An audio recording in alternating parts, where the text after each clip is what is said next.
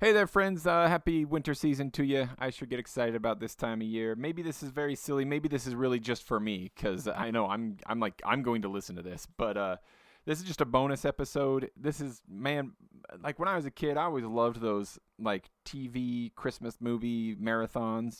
Like the channel that would just run a Christmas story for like 48 hours in the lead up to Christmas, and like the even like the PBS Kids like Arthur Christmas special and stuff like that. Like all of these, I don't know. I always really like that stuff. So this is maybe a bit silly. It's just a bonus episode. If you're not into it, you can skip right over it. No problem. There'll be a regularly scheduled episode next week as well. But this is like a marathon episode. I've just pulled all the holiday episodes from the past. So it's a mega. I think this is gonna be like 3 or 4 hours long. And like I say, I know it's silly, but I'm gonna listen to it. These are some of my favorite things that I've done with my friends on this podcast so far, and so I love revisiting them every year. So maybe this is just for me, but if you'll enjoy it, here it is. If you're not into it, don't worry, just skip on over it. Sorry, I'm a little sick right now. My voice is a bit annoying. But so here we've got, what do we got here? We're going to have Vera talking to us about Good King Wenceslas. We're going to have Scott talking to us about, what was it? Like a Dutch carol, I think. And Monkey Bread, I think, comes up. We're going to have Heidi talking about Little Drummer Boy. We're going to have Aaron talking about Wexford Carol and tacos and avocados, holiday.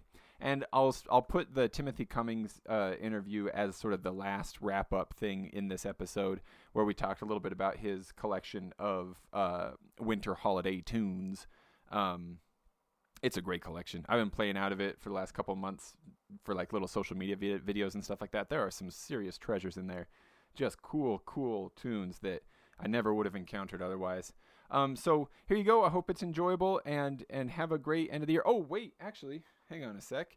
There's something else I was gonna do here. I've got a new sort of holiday themed T-shirt design up on Bagpipe Swag right now, and I'm selling it on a bunch of different stuff. But I'm doing another $15 T-shirt on it. So hop over there if you want to get it. The shipping is slows down during the holidays, so you gotta get it soon if you want it in time for your holiday Christmas parties and stuff. Your office parties and your family parties and all that kind of stuff. It's kind of ugly Christmas sweater style, but I'm calling it the North Poland District Pipe Band. So there'll be a link in the show notes, or just go over to bagpipeswag.com and there'll be a big banner at the top of the website for the price. I'm only gonna do the $15 throughout December. Again, this is a price where like, I'll make $1 or $2 on some of them. Some of the orders, depending on shipping and sizing, it will cost me $1 or $2. So it's going to come out kind of a wash, but that's okay with me. The design took forever. So I hope it's like a nice design. Anyway, so check that out. And real quick, I'm writing out letters right now with like thank you cards with special, you might say limited run, droning on swag, like little magnets and pins for all my patrons. You wonderful people. And so I'm also going to do a drawing for one of these shirts real quick. So I've got my little Cthulhu dice tower here. I've got their names written out with numbers assigned. And, nice. A Nat 20. And that is Camille Osbrod. I'm going to send you a t-shirt. I'll reach out to you to get your sizing info and stuff. So if you want to also be part of drawings in the future for albums and cool shirts and stuff like that, join the Patreon thing. But I didn't mean this to turn into a commercial. I meant that to just be fun. Anyway, sorry, now I'm rambling. Enjoy the episode and enjoy your holidays and much love to all of you. Have a great end of the year. This isn't the last episode for the year. There'll still be regularly scheduled episodes through the rest of December. This is just for fun here at the top of the month. All right, bye-bye.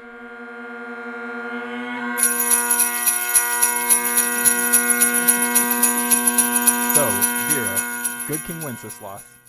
This is one of those Christmas songs that I've heard all my life, and I have no idea who this guy was or why anybody would write a song about him. Well, the first thing to note is that Good King Wenceslas is not actually a Christmas song. Okay, great place to start. That's my first misunderstanding has been ticked off. So, it's interesting. The song actually talks about an incident that takes place on December 26th, which is Boxing Day, and it's also called the Feast of Stevens. Okay, and I remember that lyric from the song, something about the that Feast of Stevens. Okay. Yeah. So Boxing Day, or the Feast of Stephen, is it's traditional for the rich to take care of the poor on those days. They'll donate money or goods or other things to them. And I mean, it's kind of evolved into a day when a lot of people box up excess things that they own and take them to thrift shops or donate them, or just any number of things. It's not popular in the States, but where Boxing Day is huge, it's kind of where it's evolved from, is this idea of the Feast of Stephen. It's also the second day of Ankh. Ankh. Anyway, we're not going to get into that because that's a whole nother thing. That's anyway, another podcast. Yeah, so the first thing to note is Good King Wenceslas is about a king. Actually, he's a duke. Okay, so basically everything about this song is a lie, or at least everything I understood about it just is not true. It's very hard to say what about this song actually occurred and what is just kind of made up. Sure. To kind of give us a good idea of what this guy was actually like. So, the Duke of Wenceslas was born around 903 AD. So he's a 10th century duke from Czechoslovakia, and so which was Bohemia. That was Bohemia at the time. And was Wenceslas then a province or city there, or was it just the name of his home, or was this his surname? That's his last name. I see. Okay. Yep. Whew, I know nothing about this. Well, actually, I think it's actually his first name. But yeah, so okay. Wenceslas is his name, and he was a duke, and born 903 in Bohemia. He actually went to college at Prague, which is in Bohemia. He was very well educated, and he had no desire to be a ruler at all. That wasn't what he was aspiring to be. His father was a Catholic, and he was very, very devout Christian. And he raised Wenceslas in the very traditional Christian manner, and so he was raised Catholic. And he loved everything about Catholicism, especially the aspects of giving to those who are in need.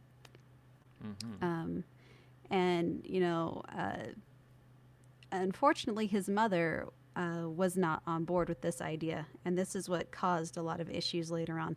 So his mother was of a different faith. All that they say is that she was a pagan, but I mean, back in those times, anybody who was not Christian was considered pagan. Right. It's basically, it could be everything else. Yep. Okay. Everything else that was not like straight-laced, right to the letter Catholic was pagan. So right. So like, depending on who you're talking to, even like a different flavor of Catholicism could have been referred to as pagan. Exactly. Yeah, she might have been kind of a reformed type of Christian, but we don't know. Mm-hmm. Anyway, so she and his younger brother were considered pagans, and they were not of this Christian belief. Anyway, his father died, and when his father died, there was a power struggle between Wenceslas and his younger brother. And it actually was to the point where it split Bohemia in two parts. Wenceslas ruling half of it with Catholic tradition, and his younger brother ruling the other half with pagan tradition, whatever that was. Gotcha. But Wenceslas's mother, she wanted to abolish everything Christian, well, Catholic specifically, in Bohemia. And as soon as her husband died, she removed a whole bunch of Catholics from power and replaced them with pagans. Again, whatever that means, right? Yeah, whatever that means. And it was Wenceslas's grandmother, his father's mother, who was worried about the pagan takeover, essentially, and the wiping out of Catholicism from Bohemia. So she told Wenceslas, you need to stop this. It is your duty as a Christian. It is your duty to stop this from happening. You need to bring people to Christ. You need to take care of this. So that's when Wenceslas tried to take power from his mother, and that's what caused Bohemia to split into two. Wow, So this song is rooted in something so much bigger than I had ever even imagined. oh yeah, yeah. So, and I mean, I mentioned before, Wenceslas had no desire to be in power. He actually wanted to be a monk. Hmm. And he studied how to be a monk, and he was very good at taking care of the poor and the needy. And he was even noted to have visited dungeons and crypts to service the people that were in those places. So in the dungeons, he would go and basically sermon and give help to the people in the dungeons. And then he'd go down to the crypts and pay respects to the people who had died. And this was a very big deal to him. And he was very well known for being somebody who would take care of the needy. Well, now this is perhaps partly influenced by the fact that we're currently in the midst of the COVID stuff, but that, I mean, I'm just imagining a 10th century crypt or dungeon and just thinking like, man, that's genuinely risky stuff there, and in terms of disease and things like that. Yeah. That's not insignificant that he was willing to do that. Yeah, it was a really big deal. And funny enough, he was so good, and there were so many stories told about how good of a leader, a ruler he was, that it even reached all the way to England. Mm-hmm. And that is where this huge idea of the really righteous king comes from. Oh, Is so, actually this kind of almost not to say he wasn't good, but this even more like sort of mythologized version of Wenceslas is born in England then.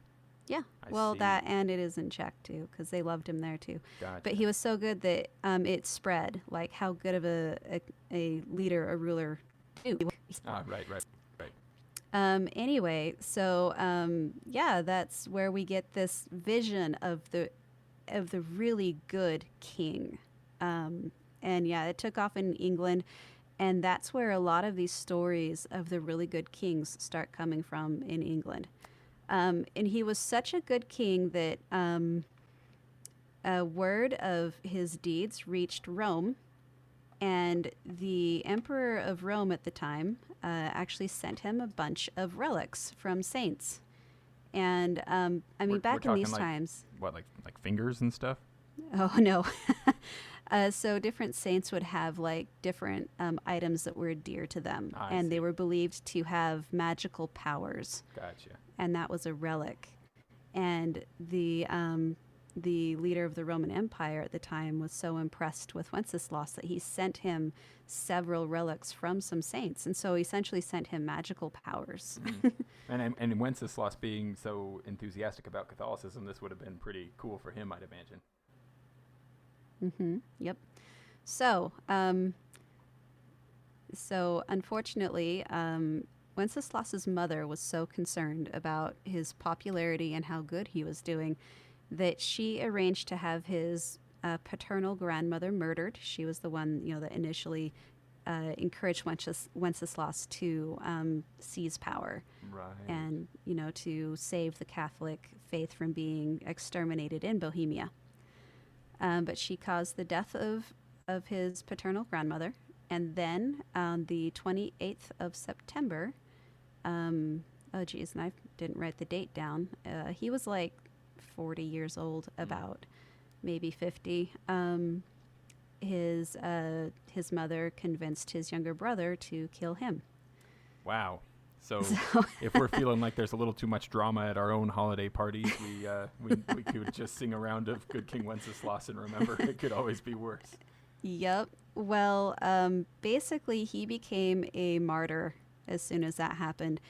And Bohemia, and especially Czechoslovakia, they celebrate Good King Wenceslas Day on September 28th every year, which is the day that he died. Huh. I didn't even know he had his own day. That's awesome. Yeah. And he is the patron saint of Czechoslovakia. And he is known as the patron saint that takes care of the poor and the needy. Interesting. So where this song is familiar, the song that's familiar to me, it has Anglo origin. Do you know? Do you think is it Actually, something you hear people singing in Czechoslovakia on September 28th?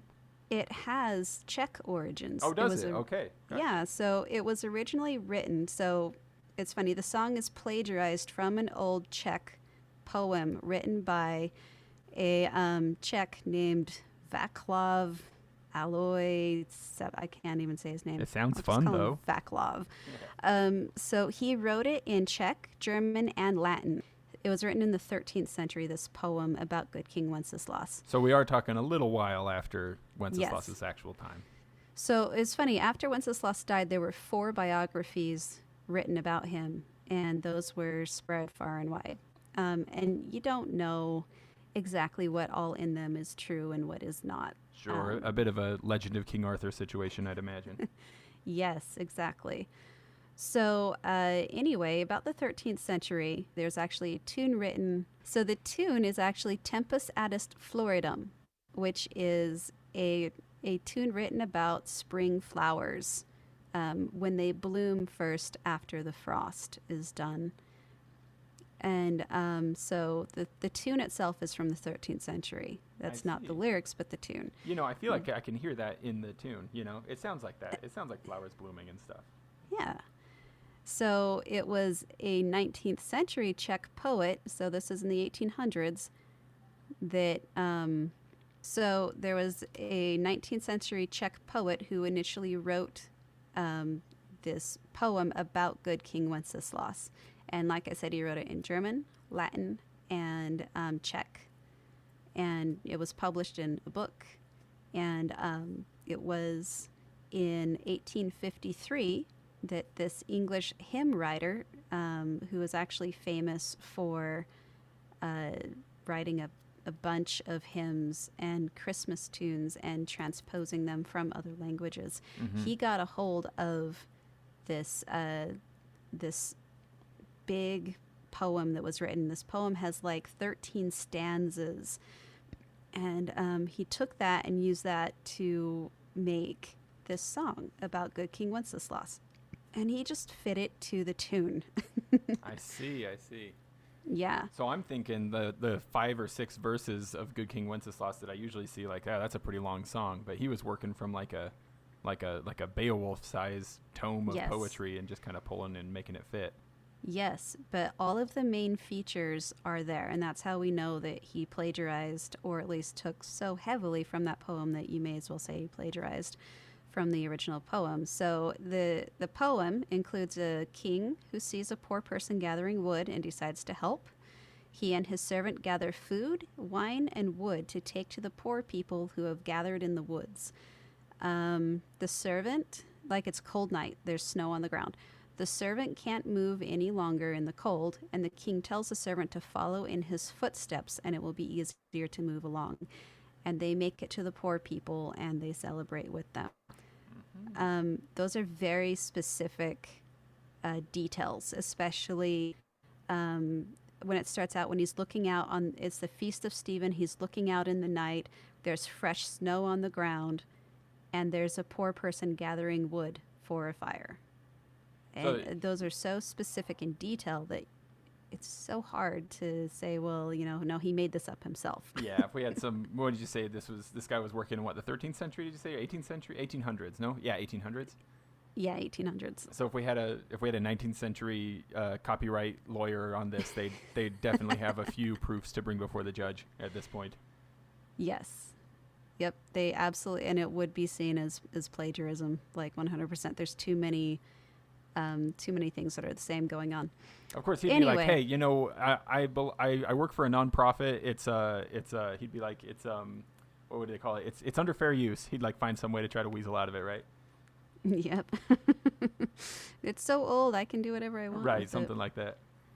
So the interesting thing is that the story in the poem was written hundreds of years after good King Wenceslas was alive. Mm-hmm. It's not clear whether or not that story came from one of the biographies, but it's also hard to know if the biographies were accurate to what he actually did.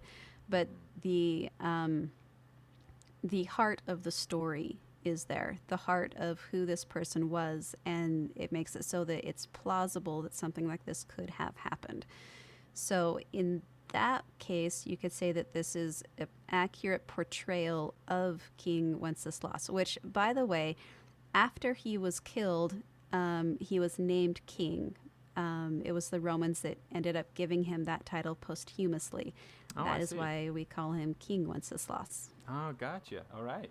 Hmm. I got it. Well, I really like this a lot. I had honestly, I had never heard all of, or at least understood all of the lyrics until prepping for this episode, and reading through them was actually a lot of fun. But it becomes a lot more fun with all of this history that you've given to it. Yeah. And Yeah. I love this kind of stuff. These stories that come down to us from so long ago, and understanding that, like, in the modern use of the word true, maybe it's like factually perfectly accurate, but it may very well describe a personal attributes, Yeah. give an idea of who this guy was. And I'll be honest, until now, this song has been kind of one of those cheesy fringe Christmas tunes that I've never really been very into. Oh, well. And now suddenly I'm like way into this. I really like this now, It's funny that you say that because I actually I looked up the reactions of people at the time in 1853 to this song. What were the hot And takes? they didn't, well, so the general public liked it, but the critics hated it. Oh, sure, them critics. They said that it was not Christian at all in Hmm. any way, shape, or form. It was fluff, it was propaganda. It was expected to fade and die with history. They also said that it was just like they were incensed that he took that tune from the 13th century, put lyrics to it about a 10th century king, and then tried to sell it as like a new Christian tune. So this is Like this would be like if today we took, like, oh, who knows, like Last Christmas I Gave You My Heart or something, Yeah. and then also set it to the tune of like some sacred hymn, and then like released it on the radio, and like all the critics would be like, this is just fluff, this is ridiculous, this is what's wrong with consumerism, and this will never last. And then centuries later, it's still around. Yeah, and you know what? I think it's very fair to say that it is 100% the way that we react to songs that are created now that are being sold as Christmas songs, and we just say, I don't think so. That's not a traditional Christmas tune. And speaking of which, did you know that up until just recently, within the last 50, 75 years, Christmas hymns were not considered hymns and were not sung in churches? Really? I had no idea. Yeah, they were considered to be inappropriate for a nice, like, Christian setting. And it wasn't until people really started to read the lyrics and listen to the melodies, and like, you know what, these are really nice tunes. I think they can be sung in a church setting. And that's when they started to be sung in a church setting. Ah, how interesting. That Yep. that kind of tracks. Of course, I'm no historian. I don't know how exactly it would tie together. But when I was talking to Tim Cummings about Christmas carols, he mentioned that carol, even the word carol, comes from this idea of singing and dancing both at the same time. And I can imagine, just in this like sort of vague ethereal grasp that I have of history, which is very vague and very ethereal, but I can kind of imagine like a long time ago, a sort of, maybe you might say, like more free or natural kind of, dancing is cool kind of religious movement existing, and then this sort of ratcheting down and tightening up of like what's permissible within the walls of a synagogue or church, coming closer to like what I understand to be like a sort of a Victorian England kind of sentiment of like what's appropriate and what is very inappropriate. One should never do this, one should always do that. And then so then at that point, like carols becoming like, oh, music of the plebs, this is like pop music, it's not sacred enough. And then kind of coming out of that again. Yep. Who knows? Yeah. Maybe I should cut all of that out, because that's just me being a wild speculator, really. I have no history. No, it's interesting that it used to be that pagans, a lot of times when they refer to pagans, it was anybody whose religious rituals included things like loud singing, dancing, drinking, making merry, things like that. And then the Christians came in and were very subdued and calm and quiet, and they just really wanted to be as still as possible, it seems. And so these traditions of being, loud and boisterous and celebrating in a loud way, they thought was offensive to the spirit of a god. Whereas the ones that were singing and dancing and making loud, they felt like, no, that is the appropriate way to celebrate, the amazingness of being alive and the amazingness of what, their God had provided and given to them. So it's just different opinions and different viewpoints on what is appropriate and what is not. But yeah, eventually the idea of being loud was viewed as inappropriate. In one way or another, whether it's via my mad speculations or just... It is fun, though, to imagine these kind of cultural worlds colliding, like at what point these things come together and stuff. Yeah, and Christmas carols 100% would have collided with religious things, if you think about it that way. Yeah. If you go into a church and a Christmas carol is, singing and dancing and being merry and being loud, yeah, like that's not going to go over well.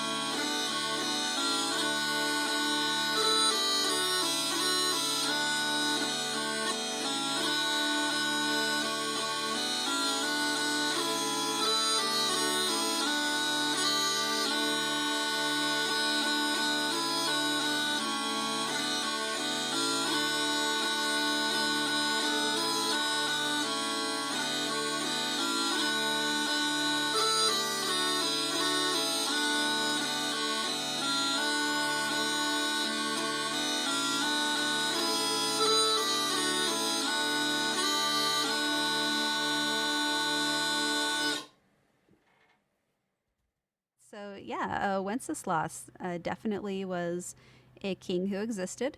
Do not mistake him for the three that followed. They were not the guy that the song is written about, and the way that we know that is because of the poem that was written about the original good King Wenceslas, that was written by the Czech, and also the fact that soon after he died, he was seen as a saint and a martyr for Christ.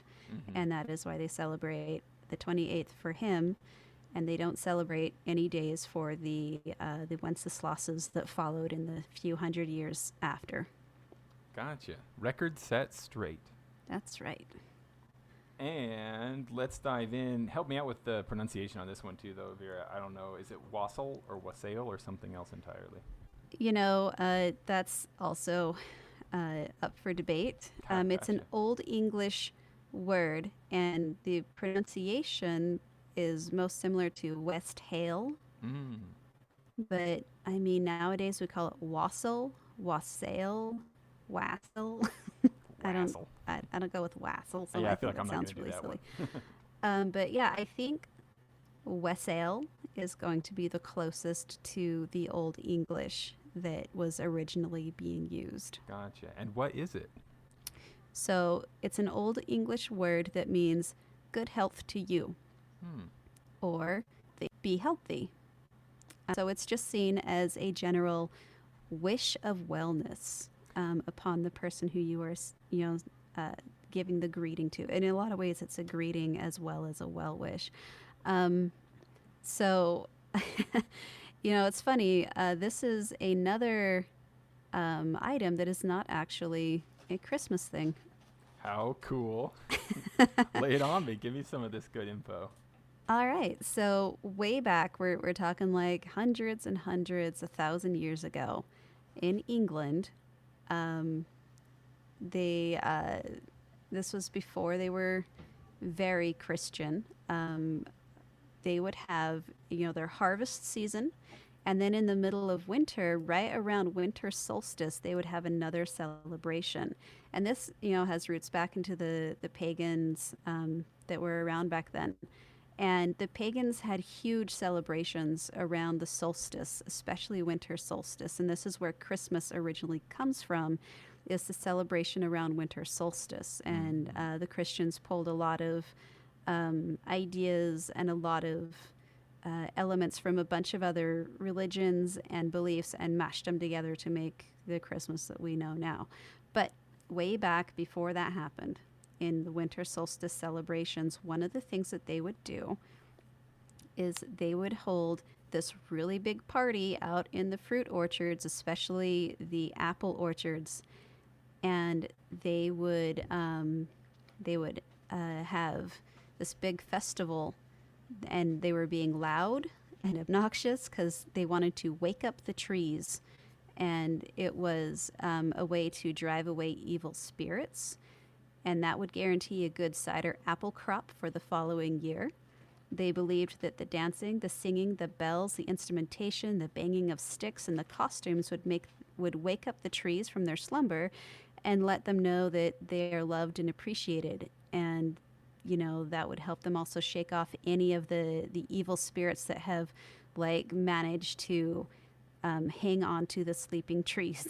I see. So there might have been then the next spring, the trees that bloom, it's we got through to those ones, but if one of them has some form of rot or mildew, it's we didn't get the spirit off of that one, darn it. Yeah. Well, I mean, back then, before they understood the science of things, that is how they would explain the unexplainable. And that's why you had things like, these fall harvest celebrations where they would celebrate and thank gods for their bountiful harvest. Or if something went terribly wrong and they had a really bad harvest, they would find somebody in the community to blame for that really bad harvest. Well, you were a bad person. We're being punished for your badness. And then that person would oftentimes take the rap for everything bad going on, and oftentimes would end up losing their life. Like this, it's got to be someone's fault, point sort of way of seeing things. Yeah. They just were not capable. I guess they were capable. The science was not there yet to explain exactly what was going on with diseased trees and why diseases spread from one tree to the next, why a harvest is better one year versus the next year. It was just things that, was mysterious to them. And so the best way that they knew how to understand it was through, rituals and things. And if you did a ritual and something seemed to work, then they would latch onto it. Yeah, shoot, let's do it again next year. Exactly. Gotcha. Yeah. And then it becomes tradition. So what is wassail, the drink? Now that we understand that, it's actually a wish of well-being. So where does this drink come into all this, Yeah, that was throwing me off because I was like, man, I thought it was some sort of maybe kind of fruity drink. Can you just yell wassail or wassail anytime you drink anything? Yeah, so essentially, when they were out there celebrating with the trees, it was cold, and they liked to have a hot drink with them. And oftentimes that hot drink would be a mulled cider or wine or mead, and the cider especially would be made from the apples from those trees. The cider apples were very important for making cider because back then it was not safe to drink water. That's something people always forget. People would drink drinks that had some alcohol in them because the alcohol made the drink sterile and safe to drink. That doesn't mean everybody was falling over drunk everywhere. There's always just enough alcohol in it to make it safe to drink. And water was not drunk very often at all. You would drink more beer and ciders than anything else in your lifetime this long ago. Anyway, so they would be drinking this nice mulled cider or a mead or a beer. And it was a big festival. We say nice. Odds are, to our modern palate, it probably didn't actually taste all that great, but probably. You don't know. Yeah, who knows, right? I don't know. It might have been delicious. To them, it was probably amazing. Yeah, probably one of the sweetest things they ever got to enjoy. because they didn't have Kool-Aid. Right. You know? No Kool-Aid, no refined sugars. They were probably living on a bunch of tubers and potatoes most of the year. So. So yeah, anything with any kind of sweetness to it, I'm sure was just heavenly to them. But yeah, so and what do you do with a festival? You start to dress things up. And that's what they started doing to their drinks. So they started adding stuff to them, such as raisins and spices and other fruit drinks and things. You would have some people would have different wines that they would mix together. But the main point of it was that it was a hot drink, and it had some alcohol in it. And so this also started spilling into the cities and the villages and the towns. And so you would have poor people going around doing small performances, if you will, for money, because the wealthy people oftentimes were more willing to give in the holiday season of Christmas versus other times of the year. Sure. So, you've got this holiday coming up. You've got, a whole bunch of people celebrating and whatnot. And the wealthy have loosened their pocketbooks and are, willing to give money and things to the poor. So the poor figured this out.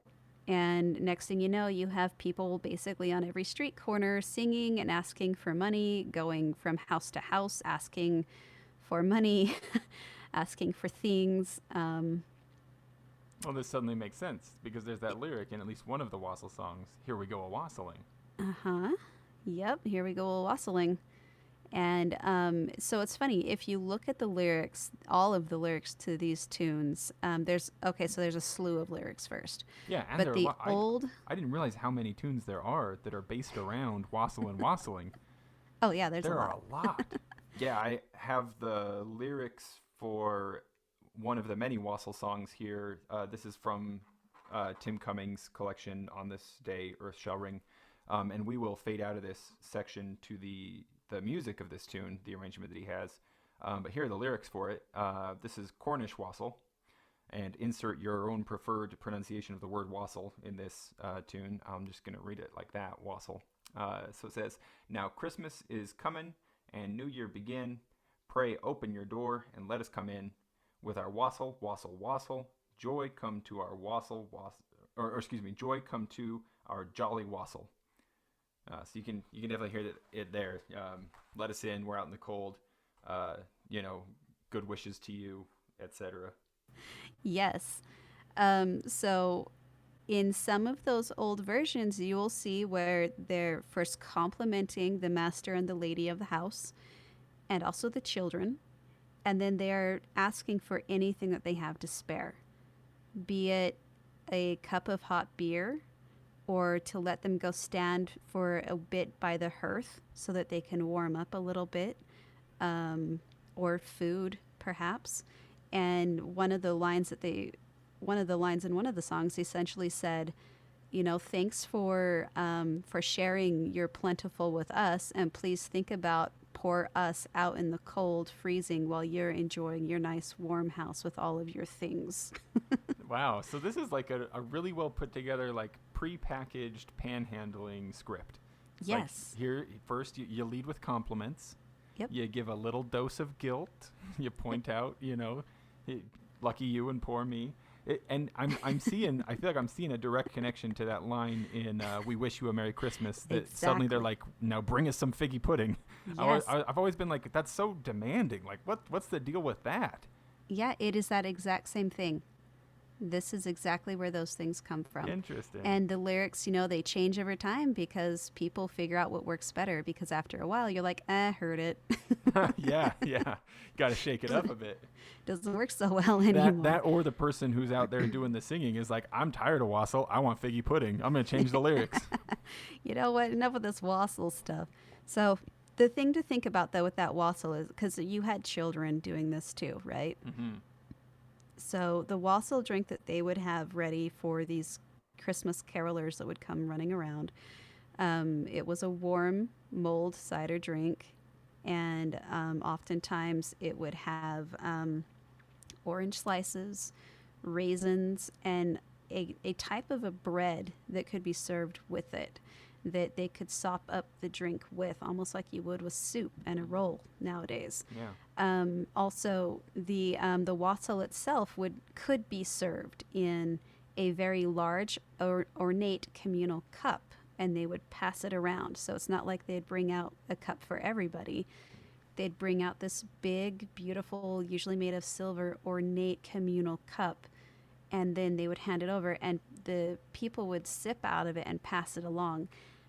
And it had just yeah, it had just enough alcohol in it that would warm them up, Yeah, and make 'em feel would warm, get the circulation back into their toes and their fingers.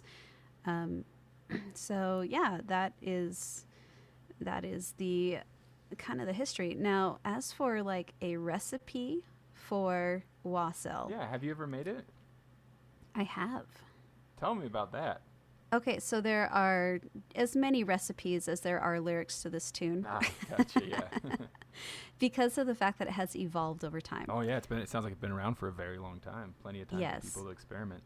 But if you want to do probably the closest that you can to what might have been served 1,000 years ago during these festivals, I think you have to start with an apple cider. Alcoholic or not, you can use either one that you would wish. Put that apple cider into a large pot and then add in some cinnamon. I like to do 1 or 2 sticks of cinnamon. Or you can do apple pie spice because that's got all the right spices in it. Or if you do cinnamon, add some nutmeg, and maybe some cloves in there if you really want. And That's all the right stuff for a good Yeah. seasonal aromatic experience for sure. and I recommend using a pressed apple cider. Don't use an apple cider that comes from concentrate, please. That's not real stuff.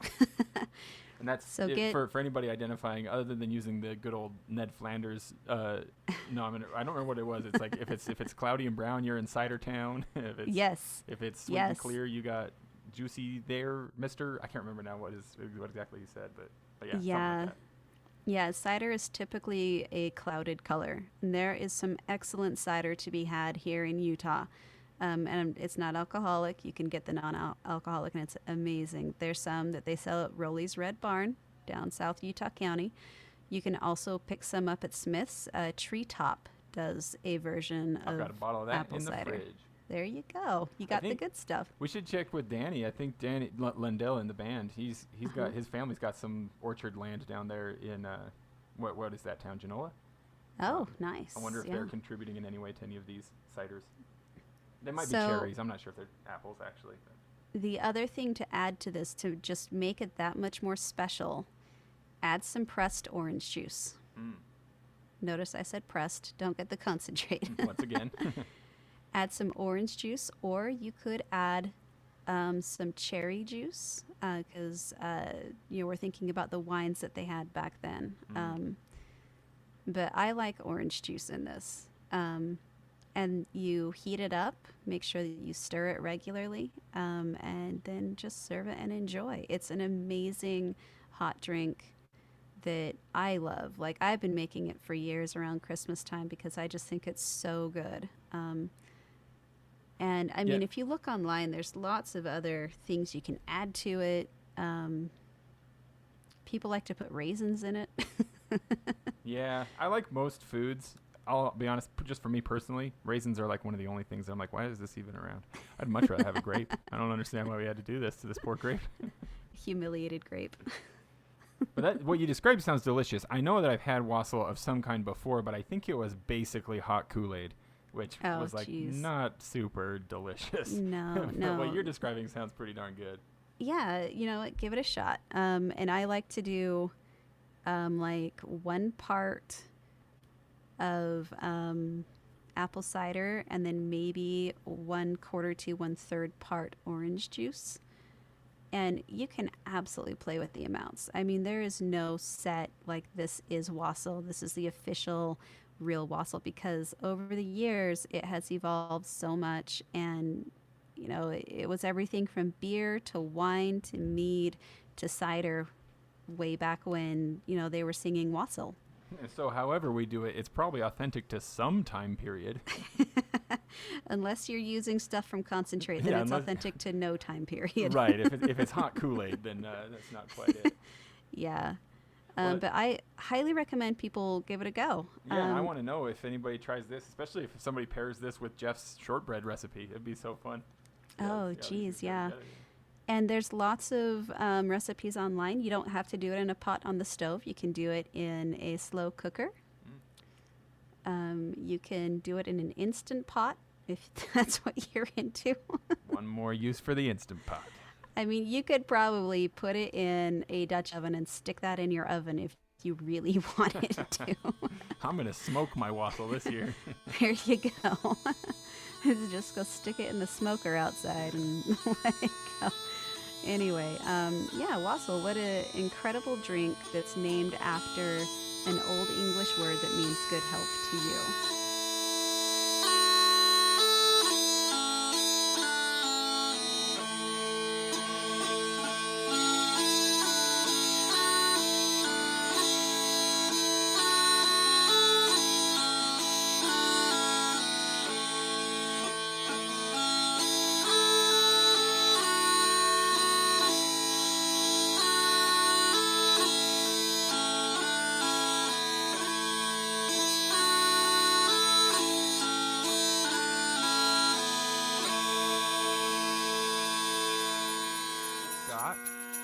Did you have kolaches for breakfast this morning? No, but I thought about it. Yeah. Yeah, that's you're inextricably is that the word, inextricably?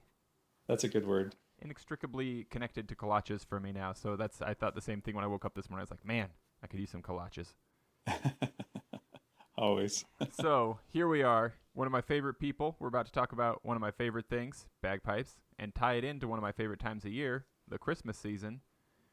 What have you got on the plate for me, Scott? What can you tell me about? Well, thanks for the opportunity, James. I've got two tunes I wanted to talk about briefly. One is from the Isle of Man, and the other is a Polish tune that both can be played on the bagpipes. So the first tune I'd like to talk about is a song called Egan Ons. And as you read it, it may not read the same way that you would pronounce it, but it's Egan Ons Bethlehem. And this is from the Manx Gaelic. It's a traditional carval or song. So like I mentioned, it's from the Isle of Man. It's an old tune, but the tune was actually collected back in like the 1890s by a guy named W.H. Gill. And he also later composed the Manx national anthem. I can't sing that for you. Oh, but it was interesting. So long before Christianity took hold in Scotland and Ireland and Isle of Man, the Celts celebrated the winter solstice and the coming of light and hope. And so the echoes of paganism still resound in this 13th and 14th century tune, which is kind of cool. Like it's an old tune. Yeah, very. Let me just read like the first verse for you. Are you going to read it to me in Manx Gaelic? I wish I could have practiced longer to do that. Here's the translation. Okay. Now let us all this feast day keep with hearts ensoiled and clean in memory of Jesus Christ, a child in Bethlehem. But it's kind of cool that the tune is pretty simple. It's kind of I'm going to call it a minor tune. I could just sing the tune for you, which is kind of cool.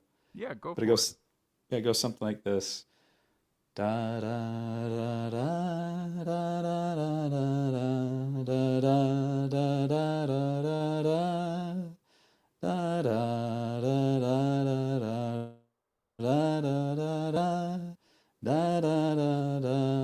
da da. Lovely. Yeah, so it's kind of a cool tune. But what I've got is a score to it. So if you'd like to play it on the pipes, there's also a recording that I heard from a group called Apollo's Fire. They did a concert back in 2012, and oh, it's just beautiful. If you listen to the whole concert, it's really cool too. They play some other Celtic music. And then I've got some links to some other people that have sung it. There's a lady, Ruth Keggins, who's got a lovely arrangement. And then there's an Alexander Slater. I think she sang it just a couple of years ago. I've got a link out on Twitter. Anyway, we've got a link for several different things. There's a Pamela Carouche who sang it back in 1968. And kind of an interesting story when she sang it. It was recorded, but no one knew who she was. And then I think it was just a couple of years ago, they were trying to track down, like, who was this woman? And she's got a great voice. And anyway, they finally figured it out and matched her up with who sang it. So, Oh, I see. So yeah. now this is really fun. I mean, with a tune this old, you can kind of expect that a lot of people will have done it, but it also Yeah. like that's a catchy. If you can use the word catchy, I'd sooner say maybe haunting, but in a positive way. Yeah. Melody. It sticks with you, is all I'm getting at, I guess. It does, yeah. Its popularity is pretty. proven by the fact that it's still around after so much time. Yeah, exactly. Yeah. And you can play it on the pipes. help my ignorance. I've always, this is one of those things that I've always wondered because I encounter it in passing, but I've never taken the time to like type it into Google. Is Manx in reference to the Isle of Man specifically? It is, yeah. So when I see things like Manx Gaelic or the Manx Celts, etc., that's the people's languages, etc., that are specific to the Isle of Man. Yep. Or the Manx cat, even. What? Whoa, I hadn't even made that Yep. connection. Wow. There you go. Yeah, crazy stuff. Now suddenly the Manx cat is like a Christmas cat in my mind. Yes. So, any other notes about this tune? No, really all that I've got. I just recommend playing it. I wasn't familiar with it. I started doing some research on it and kind of fell in love with it. So it's one that I'm going to add to my Christmas tunes to play. Awesome. Well, and that list that you had of links to people doing renditions of it, we will include that in the notes for sure. So just hop over there and click some links and get familiar with this really pretty tune. Awesome. That'd be great. Cool. Now, Scott, I'm going to kind of put you on the spot here. I'm curious, do you have any like holiday treats or meals or food traditions of any kind, holiday favorites that you want to talk to me about? Or that I could convince you to talk to me about? Sure.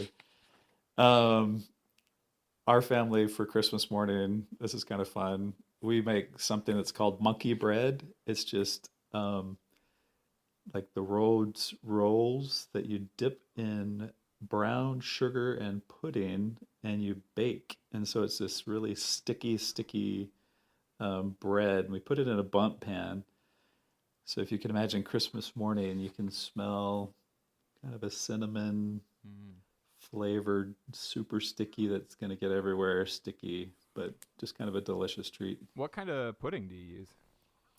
I think we do like a butterscotch. So you just kind of roll the bread in butter and then you roll it in instant pudding and then you add some brown sugar and spices and just layer it into a bundt pan and cook it up.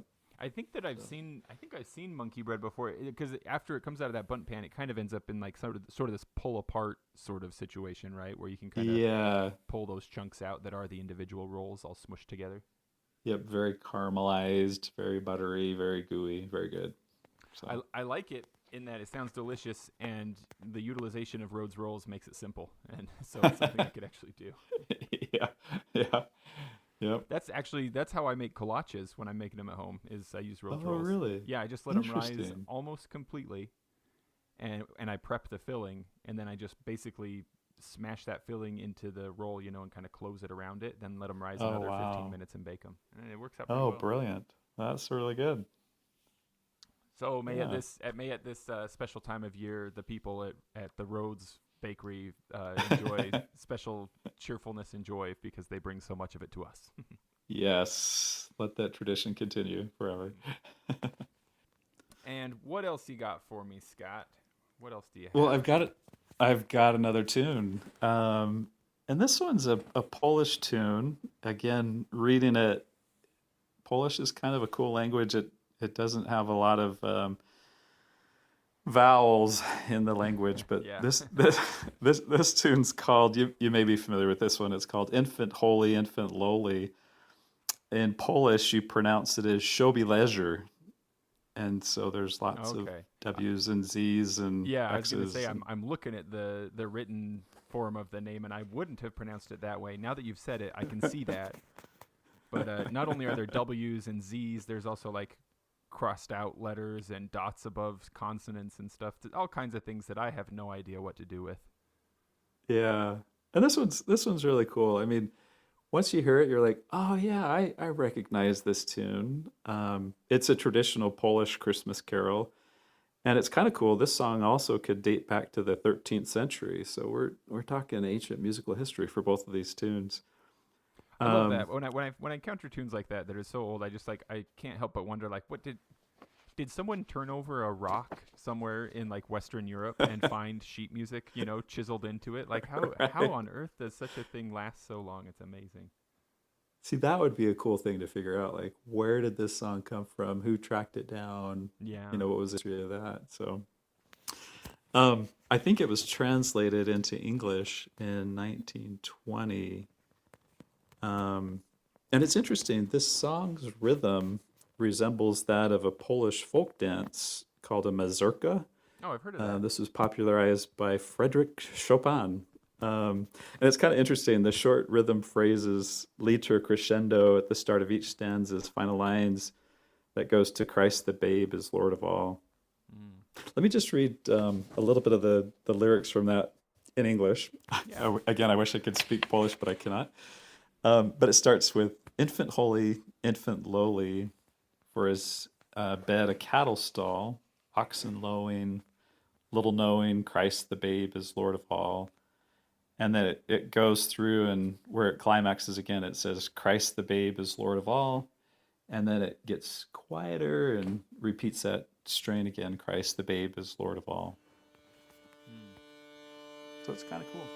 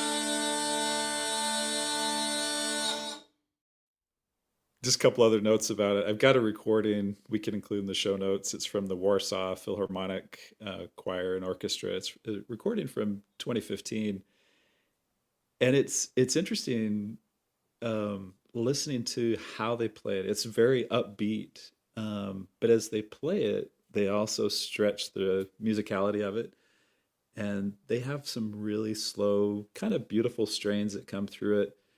It's this back and forth dialogue, I think, between the women's section of the choir and the men's section of the choir.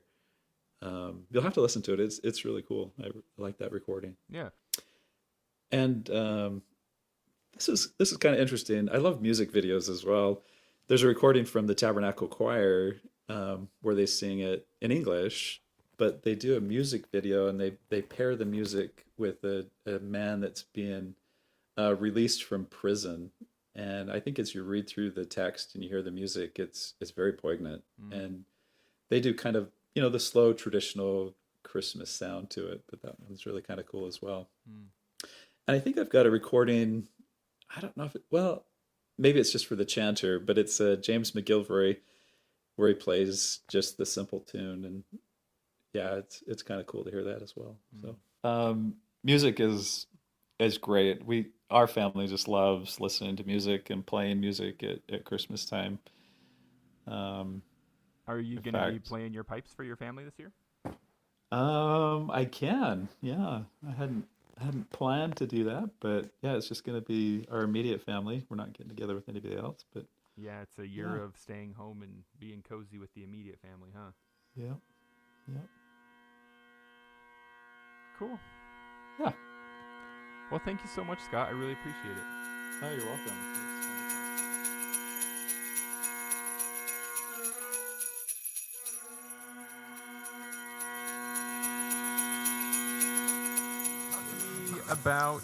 Talk to me about this Christmas song, The Little Drummer Boy. Okay, so The Little Drummer Boy, it's got a little bit of an interesting history. And we should probably start out by making sure everybody knows that you've got credentials. You're not necessarily a little boy, but you are a drummer. So you can talk about this with authority. That's right. I am a drummer, and so I kind of picked this song because The Little Drummer Boy has been one of my favorite Christmas songs my whole life. Tell me why. I don't really know. I liked the sound of the music itself, like that.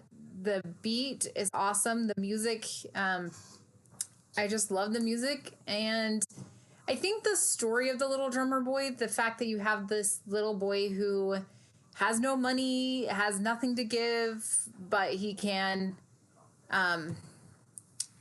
give his talent. Hey, and I'm planning to play some audio of the song "Little Drummer Boy" on pipes as part of this episode. I'm not planning to sing it though, and so with no lyrics, odds are everybody's heard it. But can you do like a 90-second version of what this song is about? What story it tells? Okay, so this is the story of a little boy who has nothing, and he goes to see the Christ child after the baby was born, and with Mary's permission, he plays the drums for the baby and for baby Jesus, and then the Christ child smiles at him. Hey, I'm curious, Heidi, since you're a percussionist beyond just being a pipe band percussionist, you've played other percussion instruments, you're familiar with the pit, etc. What kind of drum would any loving mother allow a child to play for her newborn infant? Um, Because I'm guessing it wasn't a pipe band snare. It could not have been a pipe band snare, right? No, it would not be. It would probably be maybe a tenor drum. Yeah, maybe a tenor. Because those aren't too loud. I could see a bodhrán. Oh, sure, yeah. Because those aren't very harsh on the ear. No, yeah, those are nice to listen to. I can listen to a bodhrán solo for sure. Those are fun to listen to for sure, all by themselves. Absolutely. Right.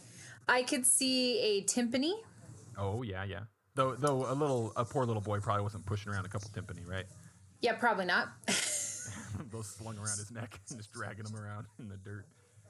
And if this little boy came from the tropical area, maybe the Bahamas, I could see him playing the steel drums. Oh, I love that. I'm gonna go with that for my mental image from now on. Yes, I think that would work well. Awesome. So give me some of the history about this song. Where does this come from? Why is this Okay, so this song was written by Catherine K. Davis in 1941. And there's a lot of controversy as to where she got the idea. So here's the thoughts. Either she translated the music from a Czech carol called The Carol of the Drums. Interesting. Or she arranged The Little Drummer Boy with Harry Simone, I don't know how to say his last name, Jack Halloran, and Henry Onorati. or the story came to her and she wrote the song herself while taking a nap. Okay. So it's one of those three. These are all, and none of them seems uninteresting. Right? So Catherine Davis herself had been writing music since the age of 15. And there's another version that she got like the rhythm, or she got some of the music ideas for this from the French carol Pas de Pain, I think is what it's Yeah, I've heard that one. right? They're similar. Tis a silly song. True. So because you hear that pa rumpa pum pum, that Pas de Pain Oh, sure, yeah. thing. So she wrote it in 1941. And then, this is kind of cool. So the Von Trapp family, The real ones? yes, the real ones, not the one, not the Sound of Music ones, but the real ones. The real ones, yeah. Yeah, so they first recorded this song. And then I'm trying to remember. I didn't know that there were real Von Trapps until like just a year or two ago. Really? That's not the only embarrassing thing I can tell you, Heidi. That's also another thing is semi-Christmas related because narwhals do appear in Elf for sure. Elf. They also do they also appear in the old Rankin and Bass Rudolph show? I don't remember if that's. Maybe I don't remember, but they might. Well, I thought narwhals were mythical creatures until definitely my adult life. Like it was my wife who told me, no, they're real. Her father is an ichthyologist, so he knows all about ocean animals. And she's like, no, narwhals are a real thing. I was like, yeah, right. They're the unicorns of the water. She's like, nope, they're real animals. So. I, like you, thought that they were fake until a few years ago. Oh, well, I'm glad to not be alone. So the Von Trapps and narwhals were mythical creatures to both of us then. I'm not the only one. Yeah. Okay, so one thing that's kind of interesting about the music itself. So you know how I said that the little drummer boy played for the baby Jesus and the baby Jesus smiled, right? Yeah. So there is a French legend that says that there was a juggler No way. for statue of Lady Mary, and the statue of Lady Mary smiled for the juggler. Oh, okay, now that story still makes me chuckle a bit, but I was imagining a juggler like performing for the baby Jesus. Oh. Yeah, I mean, a statue, baby Jesus, they're close. Yeah, okay. So there's a French story that there was a juggler, who played for a statue and the statue smiled.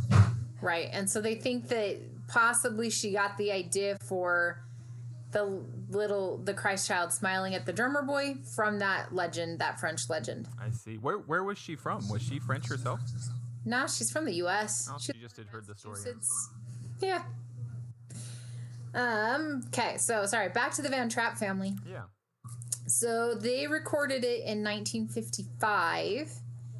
But they did change some of the lyrics because in one of the lyrics they used the not nice word for the word donkey.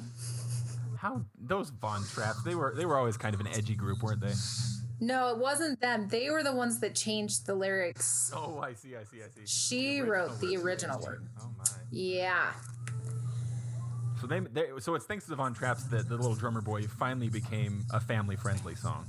Yes, exactly. Okay, so then in 1957, Henry Onorati rearranged the Carol of the Drums, which is the other name of it, which is what it was originally called. It was called the Carol of the Drums, or of the Drum.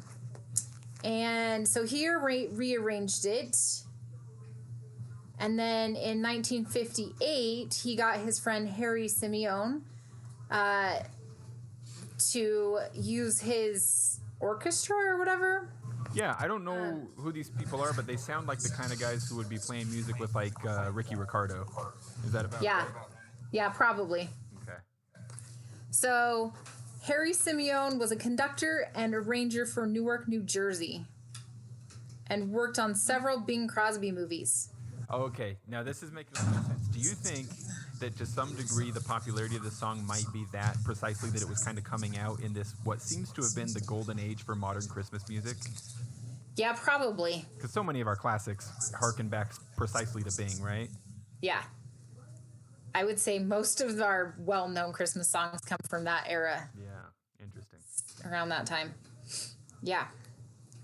So Harry Simeone and Henry Onorati rearranged the music, and that is actually what we know today. So their arrangement is what we are familiar with. I see. So they changed it a little bit. So we're familiar with their arrangement. Now, does their arrangement include the Von Trapp family-friendly lyric, or do they use the original lyric? I'm afraid I don't know it well enough off the top of my head to know for sure. They use the family-friendly version. Smart choice. You want to stay applicable, or you want to stay appealing to all markets. Right.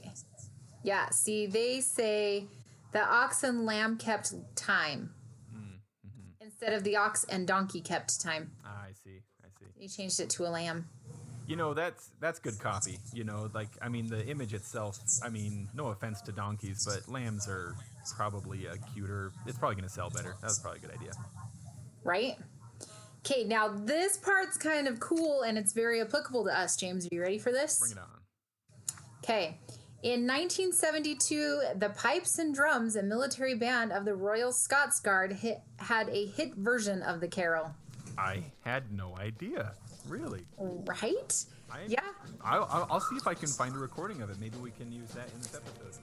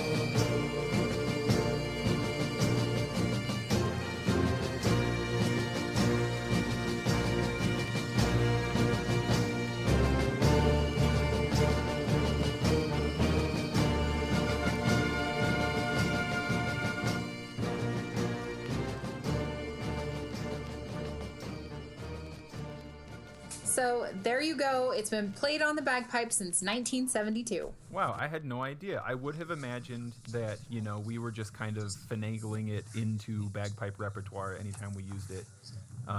But, you know, that having a regimental band do it several decades ago kind of makes it like official and legit. Like, yeah, it's cool.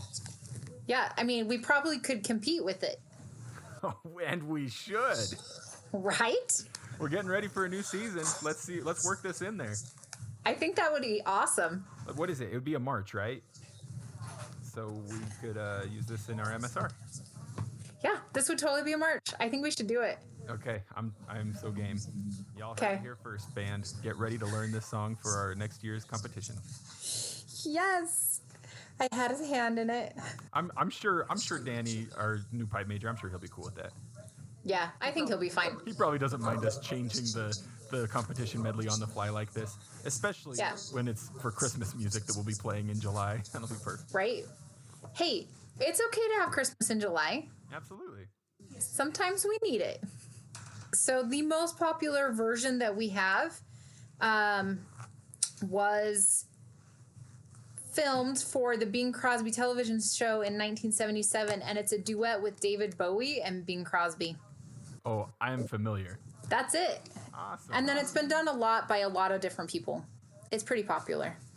It ain't going away, that's for sure. Nope. It was even done by the Garden Valley Pipe Band just last Christmas. That's true. They're in Provo for the what they call what was that thing called? Is it called Candle Lights or Yeah, something candlelight. Yeah, the Candle I Light. do recall I improvised that whole song. Oh, Carols by Candlelight. That's what it's called. Yeah, that's what it was. Yeah, were you doing tenor for us on that song, or were you doing snare on that song? I can't remember now. Tenor. Yeah, because you didn't want to be the drummer boy. Because Right. you're a woman.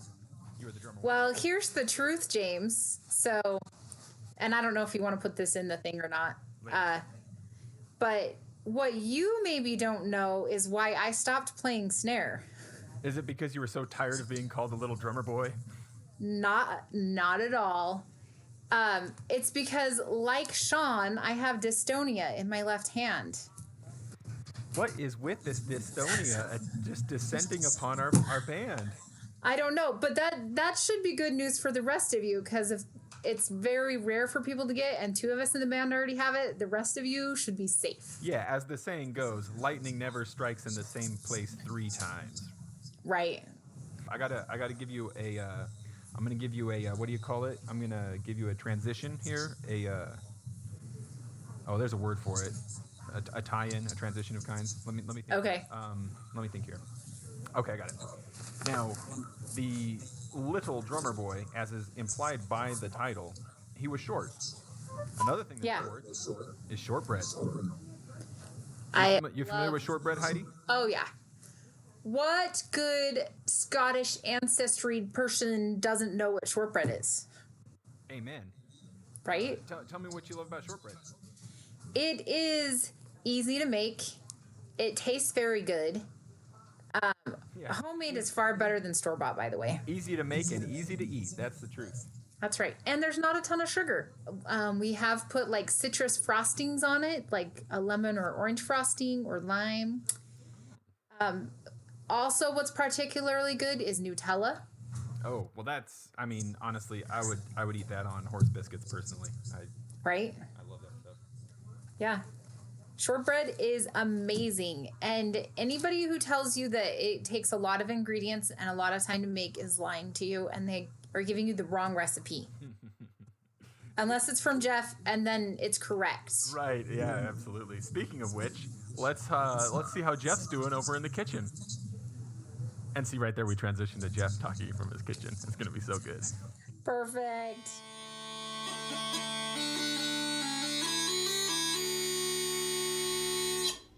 Hello, bagpipe friends. This is Jeff McClellan. James has asked me to talk you through making Scottish shortbread, which I'm excited to do. I love making shortbread. Shortbread, as you may know, is a traditional Scottish treat dating back almost 1,000 years. So this is really old bread, sort of, really old recipe. It's now famous around the world, and in fact, on January 6th is National Shortbread Day in the United States. So it's a great reason to make some shortbread. Also good for holidays. I'll mention more of that in a minute. It's super easy to make. The traditional recipe is 1 part sugar, 2 parts butter, and 3 parts flour. That's all there is, just sugar, butter, flour. The recipe I'm using is slightly adapted from that. It's 1 cup of sugar, 2 cups of butter and 4 cups of flour, so a little bit more on the flour side. I'll also make a couple other adaptations that I'll talk through as we go along. I've already measured out all my ingredients, so that saves us some time here, but that took maybe 10-15 minutes to get everything ready, just so you can get a sense of the time on all this. So you start off with some softened butter, a pound of butter or 2 cups of butter. It's 4 of those sticks, those cubes, rectangle cubes that you get in the boxes. So I've softened it just lightly. Don't want it too runny. And then you add your sugar. Traditionally you'd use white sugar. I like to use brown sugar. I also reduce the sugar a little bit because I'm just trying to generally avoid eating quite so much sugar. So I use 2/3 of a cup instead of a full cup, and I think that's plenty sweet still. And if you've had my shortbread at Scottish festivals or whenever I've brought it before, that's what I've used, is 2/3 of a cup of brown sugar. And you pack it in. I'm having a hard time getting it out. There we go. Okay, and then you use your blender and you just mix that up until it's kind of creamy, so light and fluffy and creamy. So it takes a bit of mixing.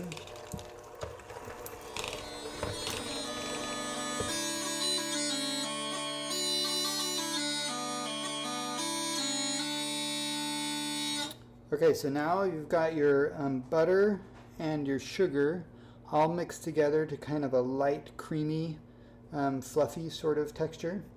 And at this point, you could just keep it as is. Traditionally, you would just keep it to the 3 ingredients of butter, sugar, and flour. But you can also spice it up a little bit if you'd like. And so today I'm going to add a little bit of flavoring. I've tried almond and maple. You could probably try vanilla. And today I'm going to do maple. I really like the maple flavoring that it adds to it. And I'm going to also add cinnamon too. And so I'm going to put a little bit of maple in, a teaspoon of maple. And then I'm also going to take a teaspoon of cinnamon and put that in. And now I'm going to mix it up a bit more, just to get all the flavors blended together.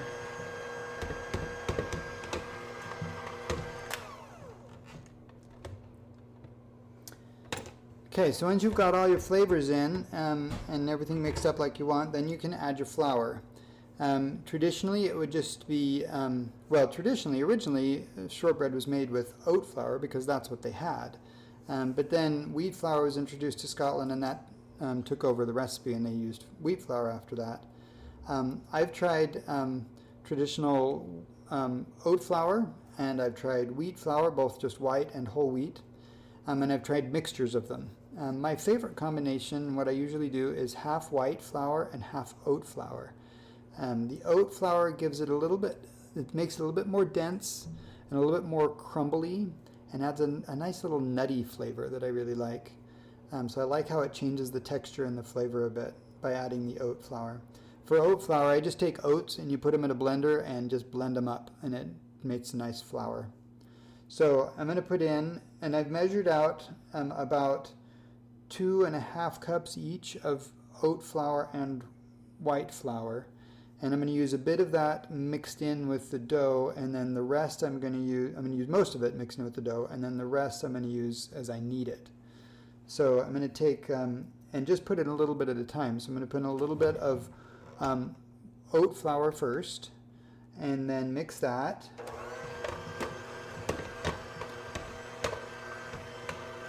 And once that's mixed in a bit, then I'll add some wheat flour. Put some wheat flour in and mix that up, or white, I guess. And just keep doing that until it starts to get to the texture you want. And after a while, it's going to get pretty thick, and it's going to be maybe too thick for your blender. Or for your mixer, sorry. So then the rest I usually do with a spatula or a spoon or something. So then once it starts to get really thick, you do that. And just keep adding oat flour and white flour, and you mix it together, and keep doing that. And then you're going to knead it at some point, and so you want it, and this is a part I'm not really sure about, but I just always guess a little bit. the right amount of flour I'm never quite sure on. So I get it usually until it's kneadable but still kind of sticky and wet. And then I knead it for a while and I add flour in as I'm kneading it and it starts to get drier. So when you're kneading your flour, if you like to entertain yourself at the same time, you can sing a song. And this is a song that Lizzie and I adapted from an old bread song called I Need You. And it goes like this. I need you when I'm making yummy bread, you know I need you. When I kick you in the head, you know I need you. I need you. There you go. That's about all that we've adapted, but it's a fun little song. You're welcome to sing it, and you don't need to pay me royalties.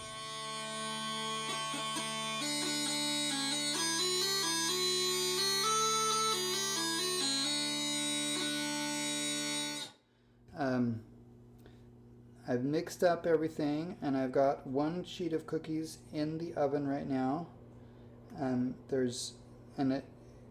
This recipe makes about 4 dozen, depending on how small you cut things. Right now I cut them so I have 46 actually. And one cookie sheet's in the oven. The other cookie sheet, I'm just poking holes in the cookies right now, and then I'll put them in when the other one's done. They cook at a really low temperature, about 325 degrees, and so it takes a while to cook. It takes about 40 minutes for one batch, and you don't want them to get very brown, just very lightly browned. But for me, it's usually meant 40 minutes, and then I'll often let it go for another 5 or even 10 minutes, just till they just get a little bit of brown in them, and they're not very soft.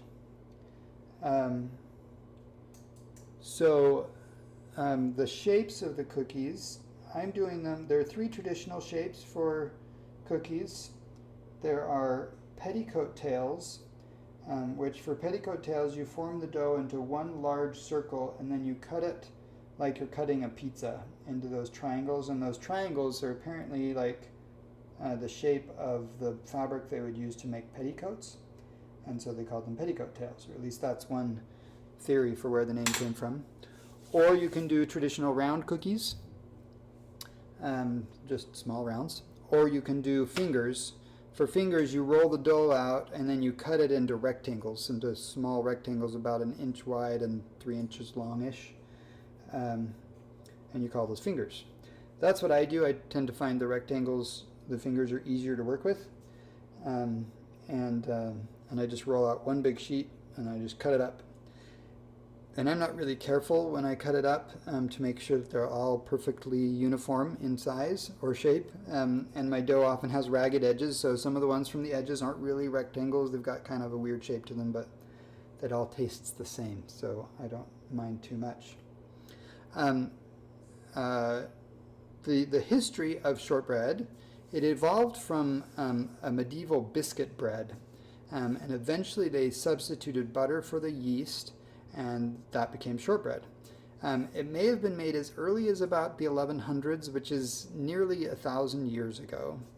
The word short in the name comes from an old meaning of the word short, which means crumbly, as opposed to long or stretchy. So this crumbly texture is caused by the high butter content. You might think of the word shortening, which also has short in it and is also a high fat thing like butter.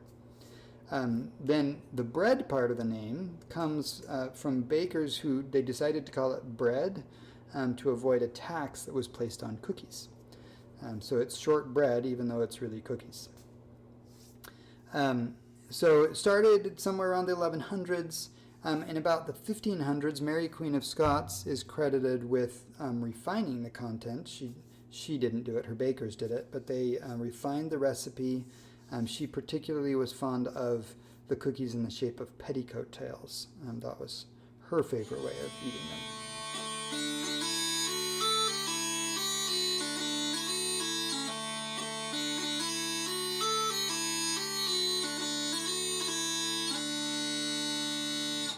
So while your shortbread is cooking, you can clean up, because It always makes a bit of a mess when I do it.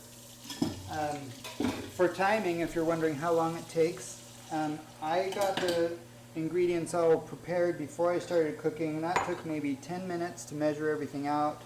And then actually making it took probably about 20 minutes or so. And then it cooks for about 40 minutes. So it's probably about 30 minutes of prep time and about 40 minutes of cook time per cookie sheet. So total, you might be looking at about 2 hours with all the cook time, but a lot of that is cook time when you can be doing other things.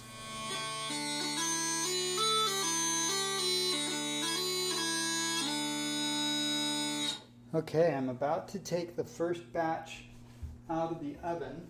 It's been cooking for about 40 minutes. And I just checked, and it's looking very light brown around the edges, which is great. That's just how you want it, just very, very light brown. And so I'm going to pull it out now. It smells very mapley and cinnamony. So this batch, it's spread out more than it usually does, probably because I didn't use enough flour when I was mixing it in. I'm sure they'll be just fine. They look good and they smell really good. But usually they hold their shape quite well, and this time they expanded quite a bit, probably because they just didn't have enough flour in there. So now I'm going to put in the second tray and set the timer.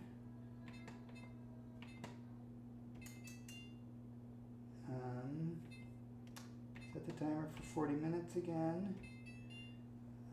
And usually 40 minutes is about right. Sometimes I go a little bit longer, just till it starts to just look barely brown. And they're often pretty soft, so I let them cool a little bit on the tray and then put them on a cooling rack as well. So you might wonder how you're supposed to use your Scottish shortbread. Of course, you eat it, you give it to your friends, but there are some traditional things as well. In Shetland, apparently, it was common traditionally to break, I guess, a loaf of shortbread over the head of the bride as she entered her new home. So if you've got someone getting married, you can make a big chunk of shortbread and break it over her head at her reception or something. But the other way that it's often used, it's associated with the Scottish celebration of Hogmanay, I'm not sure how to say that, which is New Year's Eve. And so on New Year's Eve, you might know, for the Scottish people, at midnight they all join hands and they sing Auld Lang Syne, and at midnight. And then after midnight, first footing begins. And the first foot tradition is who is the first person to cross your threshold. And that is the first foot of the year. And when you do first footing, you go around to people's houses after midnight, and you cross into their house, and then you give them gifts, and they give you treats. And shortbread is often exchanged at that point. So on New Year's Eve, which is coming up, you can go awaken your neighbors and friends after midnight and give them shortbread if they're not already awake. Don't do that to me, though, because we'll be asleep. But first footing often goes throughout the night and goes into the next day. So you're welcome to come to my house on New Year's Day if you'd like and bring me shortbread. But don't come in the middle of the night. And that's Scottish shortbread. It's fun to make. It's easy to make. I'm not a baker. I make two things. I make shortbread and I make waffles. That's it. I really don't know what I'm doing in the kitchen. And I'm sure I make lots of mistakes in my shortbread making. But it tastes good, and that's what matters.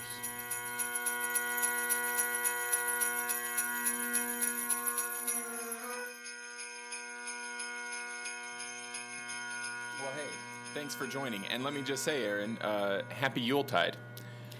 Thank you. You too. Thank you. And to any listening, you are. I can't keep track of you. You globetrotter. Are you in? Yeah. You're in Arizona, right?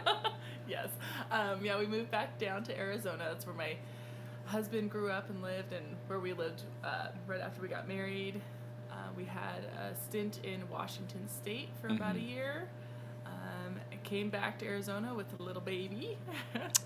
And yeah, so went from rainy to very sunny. Yeah, never rainy. We like the polar opposites. Yeah, living in worlds of extremes, right? Yes. And you grew up in California, so it's not like you're going to be pining for a white Christmas anyway, right? Yeah. I'm used to Christmas for me was Santa Ana winds. So living in Southern California, it was always like dust stormy, windy on Thanksgiving and Christmas, and we had this huge avocado tree that nobody had trimmed in its lifetime, so it was giant, and so the winds would come, these hot, sandy, icky winds would come, and then all these avocados would just be falling from the sky. Oh no, that sounds dangerous. You'd have to watch out. But then we'd have wheelbarrows full of avocados. Oh, that sounds like heaven. And I'm so, I wish I could go back in time, because at the time, when I was younger, I didn't know any better, and I wasn't a fan of avocados. I wasn't either when I was a kid. I also was ignorant. Yeah, it's like nobody ever put it on toast. Buttery thing. Yeah. You have to think about it as butter, and then it's a lot better. But yeah. So if only, and we were living in, and it was like a farmhouse that we rented, and it was in the middle of a lemon orchard. And again, if I go back in time and just like make all this amazing food. Right. Just like reach out your window and pluck some fresh produce. Exactly. So yeah, I got it was funny when the first time we moved to Utah, I was about 12, and things had seasons. It was, seasonal. Why is outside changing? Yeah, and then food was seasonal, and then we'd go. It was just like the funniest thing, and like, oh, that's. And we're like, wait, what? Avocados don't just fall from the sky at Christmas? I bought it here 2 months ago. What do you mean they're all gone? Yeah. Man, so avocado trees, I guess, when I was imagining a giant avocado tree, I was thinking that like maybe it was like many sort of fruit producing trees that like if you let them grow too much, then they stop producing fruit. Sounds like that's not the case, huh? Yeah, this thing was huge. I'm trying to remember if it was like there's like bacon or Haas. I think it was a Haas. There's like a couple different kinds. Yeah, I try to think how tall it was. It was taller than our house, and we had an old 2-story Victorian. It was like 120 years old. Wow. Old farmhouse. So yeah, kind of a beautiful setting. You had a cool childhood, Erin. Yeah. Sheesh. So with Arizona being the place now, I mean, like this 'tis the season after all, so like I think sort of like the popular image for Christmassy time, right, is like snow falling and stuff like that, but that's not your experience as a child, certainly, and certainly not your experience now either. And I mean, aside from dodging avocados, any unique or cool Christmassy traditions that you carried on from your childhood that you have now? You've got a little kid. Anything you're doing like that? Yeah, so she's had her first Christmas, but she was a month old, so she didn't really, it was kind of just snuck in there. Yeah, she didn't really have any reaction. So now I'm excited because she's a lot more, she's gonna be one in actually a couple weeks or so. So I'm really excited because this is gonna be a fun one. Yeah. So, but let's see. I think we'd have every Christmas Eve, right before we went to bed, we'd open one present, and of course it was pajamas. And so yes, classic. Yeah. That was our like socks or pajamas kind of thing, and then Christmas morning. So growing up, my dad would always make breakfast. He's like the breakfast guy. That's what he cooked. And was it like you can't open presents until after breakfast, or was it like go crazy on the presents and then go have breakfast? So it was the presents first, go crazy on the presents, and then eat. But I it was years and years. It was like probably my last years at home, before getting married and everything. That I was like, you know what? Can we change something? Can we have breakfast first? You start getting more, yeah. And then we're just like rummaging through our sock, our stocking, right? And trying to find breakfast there with chocolate. Yeah. And by the time breakfast comes, you're kind of full and kind of sick. Yeah, the day is kind of a bust at that point. Yeah, it's like, I'm just starving. And so we did it once, and everyone's like, oh, that was so good. Why didn't we do this before? This is better. This is so much better. As a kid, I can see, like, who cares about breakfast? I want my toys. Well, But and now aside it's from like, that, stocking breakfast, that's the best. We'd have an orange in there. That would be Okay, healthy. nod to health, okay. But the rest would be just chocolate. Yeah. Well, and how many of you, like, actually took the trouble to peel and eat an orange, right? That got saved for, that was, and then like, your hands are weeks later. sticky. Yeah. That's true. That's awesome. Was it like a crack of dawn kind of thing when you were a kid? Like, was there a limit to how early you could get your parents up? Well, we would have to get dressed, make our bed. So it wouldn't be the pajama thing. We'd have to dress up because we would video it. Oh, We'd yeah, have sure. the camcorder out and video, and us walking down the stairs or wherever, and then coming to the tree. Yeah. And so it typically, it was early, but it wasn't like, us kids weren't just like, Mom and Dad, wake up. They were usually awake, and then getting everything ready, and then get dressed, make your bed, brush your hair. So Had to get camera ready. yeah. Wait till the sun came up too, get that nice diffused light through the windows, right? So it yeah, looked good. yeah. But us kids would be up. I'd be Yeah. up going, like, just waiting. Yeah, just going nuts.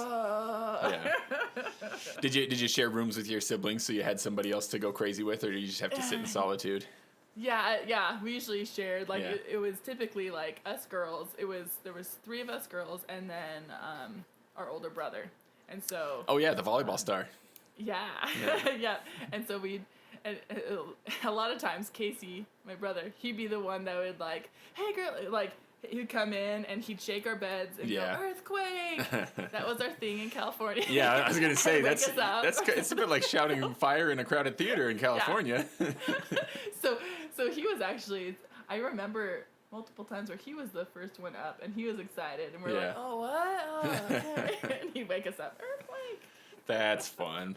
Well, what about your husband? Does he have similar traditions? Are you both discovering new things and kind of making a new meld of the two sets of traditions, or? Yeah, kind of mixing them. Trying to think.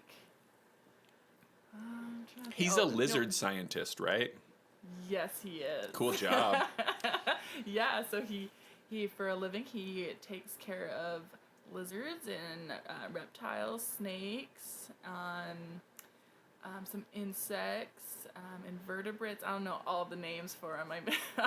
Yeah, let's get some Latin out of the old trunk here. Amphibians, and he likes to correct everybody on whenever there's like a TV show when someone says, "Oh, snakes are poisonous." He's like, "Ugh, they're venomous." Actually, If you bite something, then that's the distinction. It's poisonous. Yes, if I it see. bites you, Ah. it's venomous. So every time Okay. somebody says something like that, I look at him. I just go, "Whoa," and he's like, So is this the destination on his path was like long, like was he like a dinosaur kid, like was this bound to yeah. happen? Oh yeah, he Gotcha. would go out and like collect ants and had like ant farms, and then he would I was always like curious about critters and bugs, and then he was kind of a quiet kid, but then he liked the reaction. He says that he would, if he'd have something crazy or funny, some crazy A scary animal. bug or snake or Yeah, something. in his hands. Yeah. And he would get this cool reaction. People would go, "Oh, cool!" And then he could like, have conversation about, "Oh yeah, isn't this cool? I'm cool." and A segue everything. to And- gotcha. Yeah, and he doesn't like to like scare people with it. Like, "Hey, look at this!" And See, that's throw where it I thought up. you were going. I That's thought not. that was the reaction he would enjoy as a child, like be one of those Oh, terrible, no. one of those terrible, annoying kids who'd like run into the classroom with a snake and be like thrusting it in people's faces and stuff. No, because he likes the critters and he wants people to like him. So he's like, I don't like to do that because then it turns them off to it, and then they're like, Yeah. oh. He's like, no, look how cool they are. Let's get rid of the stereotype. And so he's a good advocate for. Is that the word? Yeah, that's the word. Yeah, yeah. He's for lesser loved creatures. I can relate to that. That's my dad wasn't a bug or lizard scientist by trade, but he definitely was passionate about it. And I know that they're like the first time he asked my mom on a date, it was he asked her if she wanted to go out to the desert looking for bugs, and she thought he was joking, so she was like all sarcastic about it, and he was super dejected, and like it took a while to get the courage to ask her out again and stuff. Oh my goodness. But like we've got pictures of me when I was a baby in our little apartment holding his tarantulas and stuff like that. And he always had pets and stuff, and we'd go release salamanders into the wild and stuff. Yeah. Oh, cool. Yeah.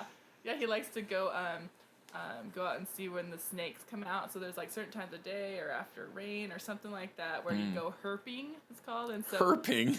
Yeah. That's so a silly word. So herping. So it comes from herpetology. Okay, which that is makes the study sense, but of I'm just imagining like how reptiles. much worse would it have been if my dad had asked my mom, "You want to go herping?" Yeah. Like, what the heck? No, thank you. Yeah. So so that's where he'll like to drive around, and then sometimes there'll be snakes out on the road, and then you can see. So yeah. Has he ever been around when the Mormon crickets do their circadian rhythm and come out in Utah and cover the roads? I don't think That's so. an I experience. don't think he's been up there that much. So wow. Well, maybe someday. Well, this, of course, is the topic of the podcast today is your husband and bugs and Yes, lizards. and So bugs. let's carry on with Merry it. Christmas. No, yeah, but yeah, Christmassy stuff. Like, what about like dinner before? Is there anything that you're pulling in from your husband's side, or is it just you get to run the show at this point? Yeah, so we usually get together with his family. His family's all mostly all still here in Arizona. Yeah, a bunch of Arizonians. And, yeah, they're like old pioneer pioneer stock, and so we usually get together for like Christmas Eve, kind of a Christmas Eve dinner thing. And I think the last one that we had together before we moved, we did like Mexican food, which is like my favorite. Oh, awesome! ever. I would love to So have that tradition. That Jeez. was good. I like that. Forget the tradition. ham. Yeah, get some I tacos know. in there. That's way better. Exactly. So that's pretty fun. Yeah, And beautiful. Yeah. Okay, here's a connection. If you ever need one to justify it. Okay. The history is maybe kind of cloudy because not everything ever gets perfectly documented. But are you familiar with tacos al pastor? Yes, that's like my favorite. Like street tacos, right? They're the best, right? Yeah. So that phrase in Spanish, al pastor, is like of the shepherds, right? Like these are like shepherd pastor. tacos. Yeah, pastoral. Yeah. Yeah, exactly, pastoral. Yeah. So the like hazy history of how tacos even got into Mexico is that it was now I'm gonna blank on the precise region in the eastern hemisphere, but there was an influx of immigration in, I couldn't tell you what century. Okay, this is hazy history given by a person who does not understand it. But I've launched into this, so I'm gonna keep going.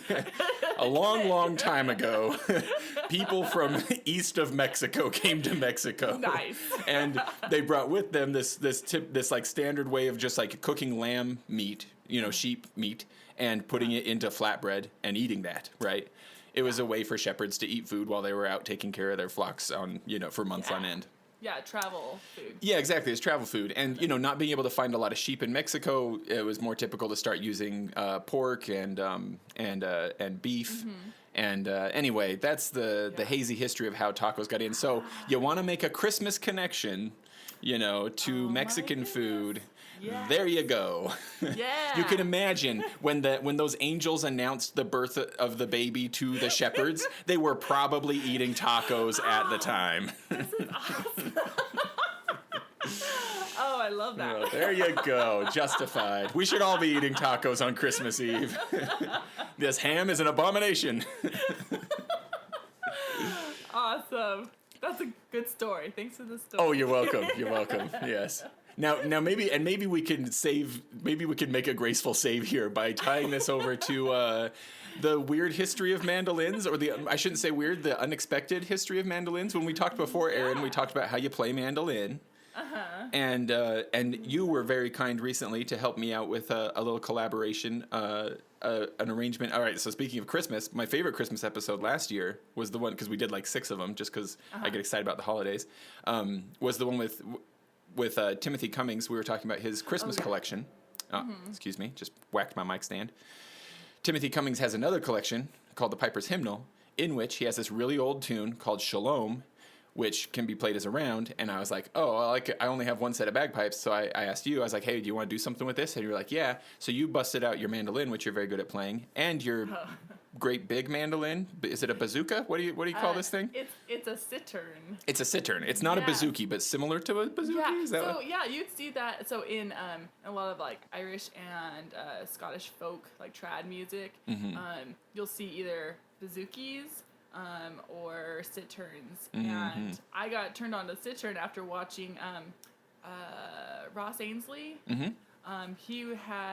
was a video online where I could see like up close. I was like, what is that? I'm like, wait, that's not a bazooki. That's not an octave mandolin. Like, what is that? There's 10 strings. There's 5 courses, not 4. And so, But wait, I was just Ross loved- playing it? He was being accompanied by Yeah. one, right? He No, was playing it? I didn't Yeah. realize that Ross Ainsley played one. Yeah, he plays like they all like him and Allie Hudson. They play all that. They just trad trade and stuff they're around? Really good. Yeah. See, They just, I like, watched some of swap. their videos, but I also I listen more than I watch, and so I've always just kind of assumed that, like, you know, Ross is always going to be on the small pipes, and you know, somebody's playing along with him. And so I guess most of the videos, if not all that I've seen, he's always on pipes. So I didn't even realize that they were just trading stuff. That only makes their music even cooler. That's so awesome. Yeah, so I was like, "What is that?" And it was really cool because it was really drone. It was really drone-like. Yeah, and, I was like, "Ooh, that sounds really cool."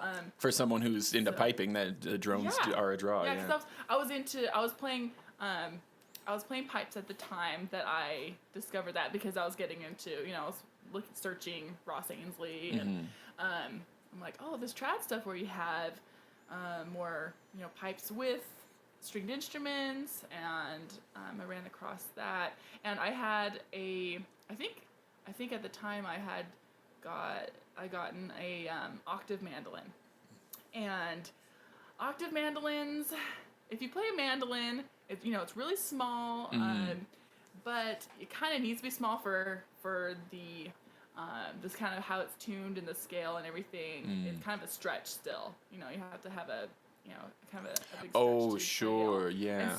And so once you take that and blow it up, so it's unlike where guitar, you don't have to go up to the 7th fret to get your mandolin, but mandolin you do. So when you're playing the octave mandolin, it's like such a handful. It's like the difference between violin and cello. Where but you're still scales are trying to similar, but play you the have to- cello like a violin. Yeah, so you have to like shift just to play in one. You have to play multiple positions just to play a single scale. You need Rachmaninoff hands for. Yeah. for Oh the my gosh. octave So mandolin. I mean, I have I'm a tall person, got long fingers, and I still was just like, oh my gosh, like I love playing this octave mandolin, but it was just so uncomfortable. Yeah. I'm just like, and so I ended up discovering the cittern at that time, and I'm like, okay, I'm selling this and buying one of those instead. So just how it's tuned, it's a little bit more ergonomic for my hands. And so it's got the 5 courses, so like a banjo, I guess. What else has 5? yeah, but it's so- got 10 strings, right? Yeah, so courses wise, there's 5 courses, because strings there's 10, but like each course has 2 strings.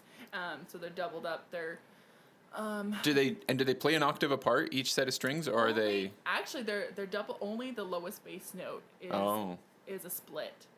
So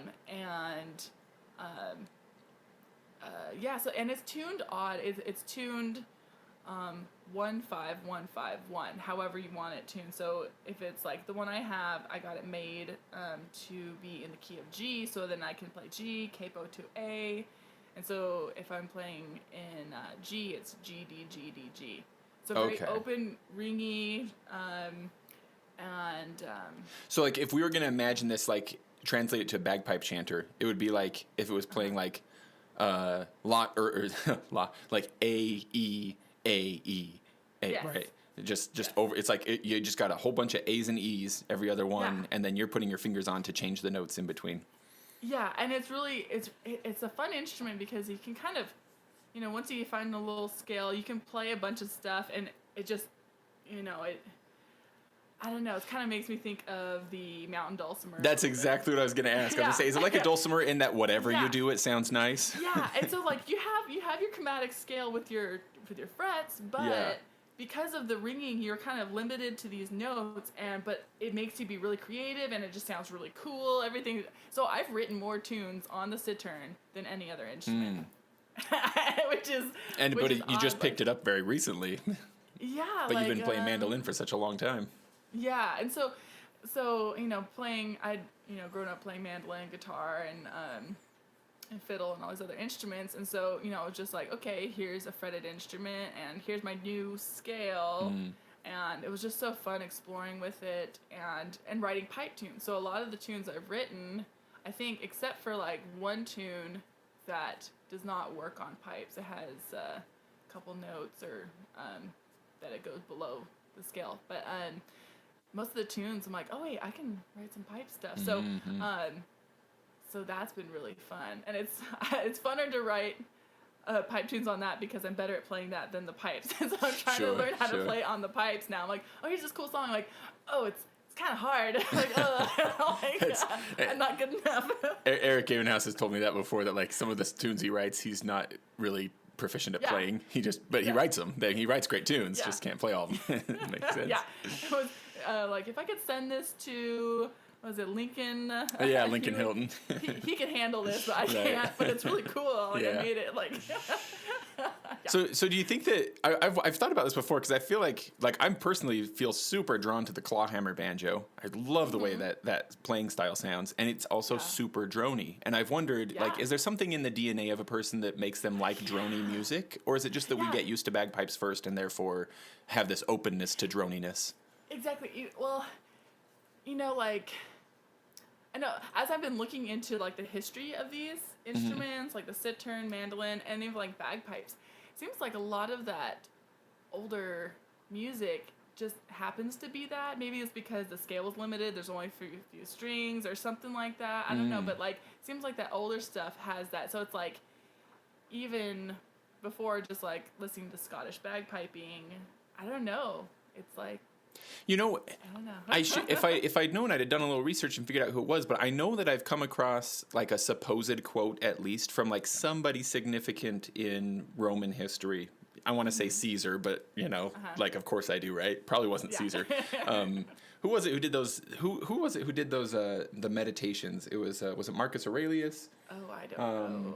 It was somebody anyway. So once again, let me just give you a real great history lesson here. Yeah.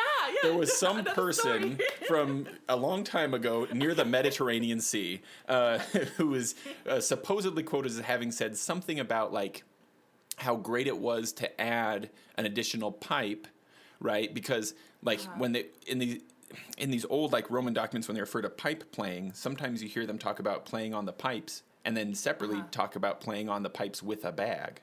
Right. And the idea was, and somebody was talking about what a great idea it was to add an additional pipe to the bag so that you never had to deal with the unpleasantness of the music ceasing. So it was like the pop culture of the time valued continuous nonstop sound from the musician. Yeah. You know what I mean? Yeah. Like that was the popular music at the time. And so I wonder, is it just like, because like I've tried playing bagpipes with other types of musicians, and sometimes folks who are used to more standard modern Western music have a really hard time getting around the drone, because it's like, how do I do a chord change if you're still playing this one note? And it's like, to some degree, you have to ignore it, you just do it anyway. Yeah, and then arranging. Like I'm so used to like going, okay, and then you play a break, and then I play a break, break, and then go, wait, you have to keep going. Okay, wait. Yeah. It's different. Yeah. Yeah. So I don't know, but I do wonder. Like I'm thinking like that style, whatever the bouzouki stuff, the the cittern stuff, the maybe even like hurdy-gurdies and their predecessors, and bagpipes. Altogether, maybe they're all coming out of this tradition, maybe even pipe organ music. I don't know. Maybe it's all coming from this like preference for continuous sound, like that was considered a virtue. So it makes sense that the evolution of like popular music goes to guitar, like electric guitars and amps, and just Yeah, we don't want that. The sound, yeah, we don't want it to stop. Maybe there's something in human nature there. Huh? Yeah, and I'm thinking like also like chanting music as well, like old. I mean, I'm sure there's something. I don't know if like Gregorian chant, and Yep. before that, it's just, I mean, there is the physical, like, response whenever with bagpipes, you can just, like, it, like, resonates in your body. Like, It does, that yeah, sound. And, I don't know. It's just enchanting. It's just, like, maybe, I mean, it really is, like, the first time I really listened to a Pibroch was, it was a Gordon Duncan. It was on one of his albums, and I can't remember which one it was. Mix something, I'm sure. Mix something, I'm sure. Yeah, you're probably right. Mix something of green something, I think it was. Yeah. Oh, was that it? Okay. I'm just using the naming conventions for Gordon Duncan songs. Yes. Anyway, so, like, first I was like, okay, I'll check it out. And at first it was a little confusing. I'm trying to, like, listen to it. So I'm, like, closing my eyes, trying to, like, follow it. And it was just, like, it, like, got me into this zone. I was just relaxed. And I know people talk about whether they hate or love Pibroch. Yeah. And I feel like it's almost like medicinal. Oh, yeah. I'll say. But it's not just for, like, pleasure. It's actually, it's like, it's supposed to, I feel like it's supposed to take you somewhere. And if you're not into that, then it's not really. You got to be a willing participant, right? Yeah. It's just like, it's enjoyed by kind of being in a meditative, like, calm state. I don't know. That, for me, that's how it is. That makes sense. Have you ever watched whirling dervishes do their thing? Yes. I feel gotta like see them. that's like the physical manifestation of how I feel when if I can get into that zone, either listening to Pibroch or even playing small pipes. If it's just playing something simple where you can kind of like the sound can fill up the space that you're in, you know? You can kind of like just settle into it. Yeah. I feel like I've got a little whirling dervish inside my brain when that happens. I love that. I got to see some Turkish dancers when I was in Europe doing folk. Oh yeah, was dance that tour? with the Oh my gosh. with the I was about to say Michael McLean. That's not the right guy. Who's the guy at BYU? The folk guy at Mark BYU. Gesselson. Yeah, Mark Gesselson. Was that Yeah. were you with his group at the time? Yeah, so I was with the International Folk Dance Ensemble, and in Europe they have to have a live band, and so that's why back early in the day when BYU was doing their folk dance tours, they had to have live musicians, which is so cool because, like, you need us, so we get to go travel with you. And so we got to go over to, I think it was in Croatia that I got to watch them. We were touring with, like, a Chinese group, a Turkish group, a couple of Portuguese groups. Those are the ones I remember the most. Portugal, like, the Portuguese group was cool because they had accordions and mandolins and bagpipes. So I was like, what the heck? This is awesome. I had no all your idea. favorite stuff. Yeah, all my favorite things. It's like the island of misfit instruments. Exactly. Throw all this stuff in Portugal, and then they're like, "Oh, we'll do something with this." Yeah, and here's a banjo. We need to introduce you to the Right, banjo, exactly. and then you're set. But we got to see. I remember at one point I was able to, because we'll be busy doing this and that, and not always get to see the other acts. And so, for this, it was like our last few shows.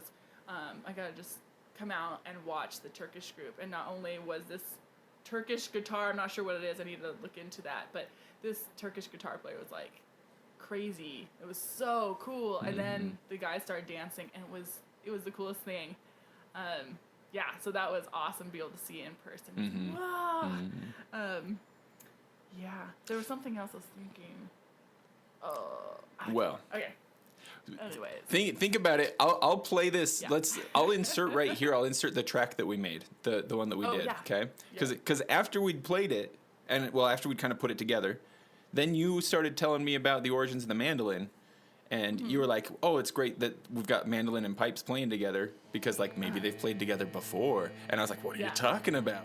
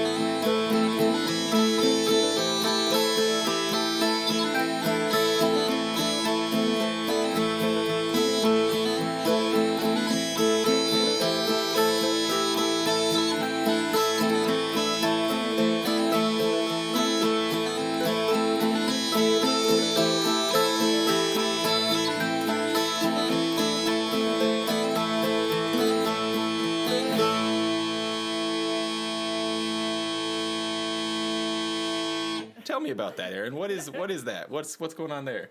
Yeah, so mandolin, I had a cool teacher. Well, I have had lots of cool teachers, but when I studied classical mandolin, my teacher Evan Marshall taught me a bunch about. Was Evan Marshall the guy who did Ave Maria, like as if it was like 3 mandolins, but it was just him playing the one? That video is ingrained in my brain. That was amazing. Oh yeah, I'll put a link to that YouTube video in the show notes if anybody wants to see. It was really cool. Yeah, he's awesome. He's a virtuoso, totally. It was like amazing to be able to take lessons from him. I was like, my mind was blown all the time. But he was telling me he got me into learning about mandolin history, and I have a classical mandolin history book that I bought. Like I have this book on my shelf. Nerd. But yeah, I was kind of like just re-looking over some stuff, and it looks like, so it comes from trying to track the genealogy back. Well, let me just say real quick, Aaron, if you're at all nervous about getting the history right, I've set the bar very, very low for you, so don't worry. No matter what, you're going to be call it stories. There you go. It's stories, not history. Yeah, gotcha. So like there's so I have like in 7th century AD, there's like these folk lutes, and so lutes are just kind of like, sounds like a kind of a generic term for a chordophone, so something that has strings and it has a body and it goes over a hole and you pluck it, kind of just real generic. So requirements to get into the lute family are pretty low. Yeah, like it's more of like a category kind of thing. Gotcha.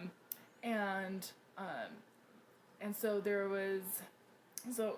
we have Near East and like Egyptian versions of this that they call the oud, and actually in Arabic, the oud means wood, I guess, and so it's like a wooden stringed thing. Gotcha. And then it says it got from those kinds of instruments came to Venice through the trade and like crusaders and all that stuff, so that came from the Eastern to Europe, and then from there in Venice in Italy, that's where it boomed, and it evolved, and you got the Neapolitan mandolin, which is more like, that's like kind of what we play now, the tuning and everything.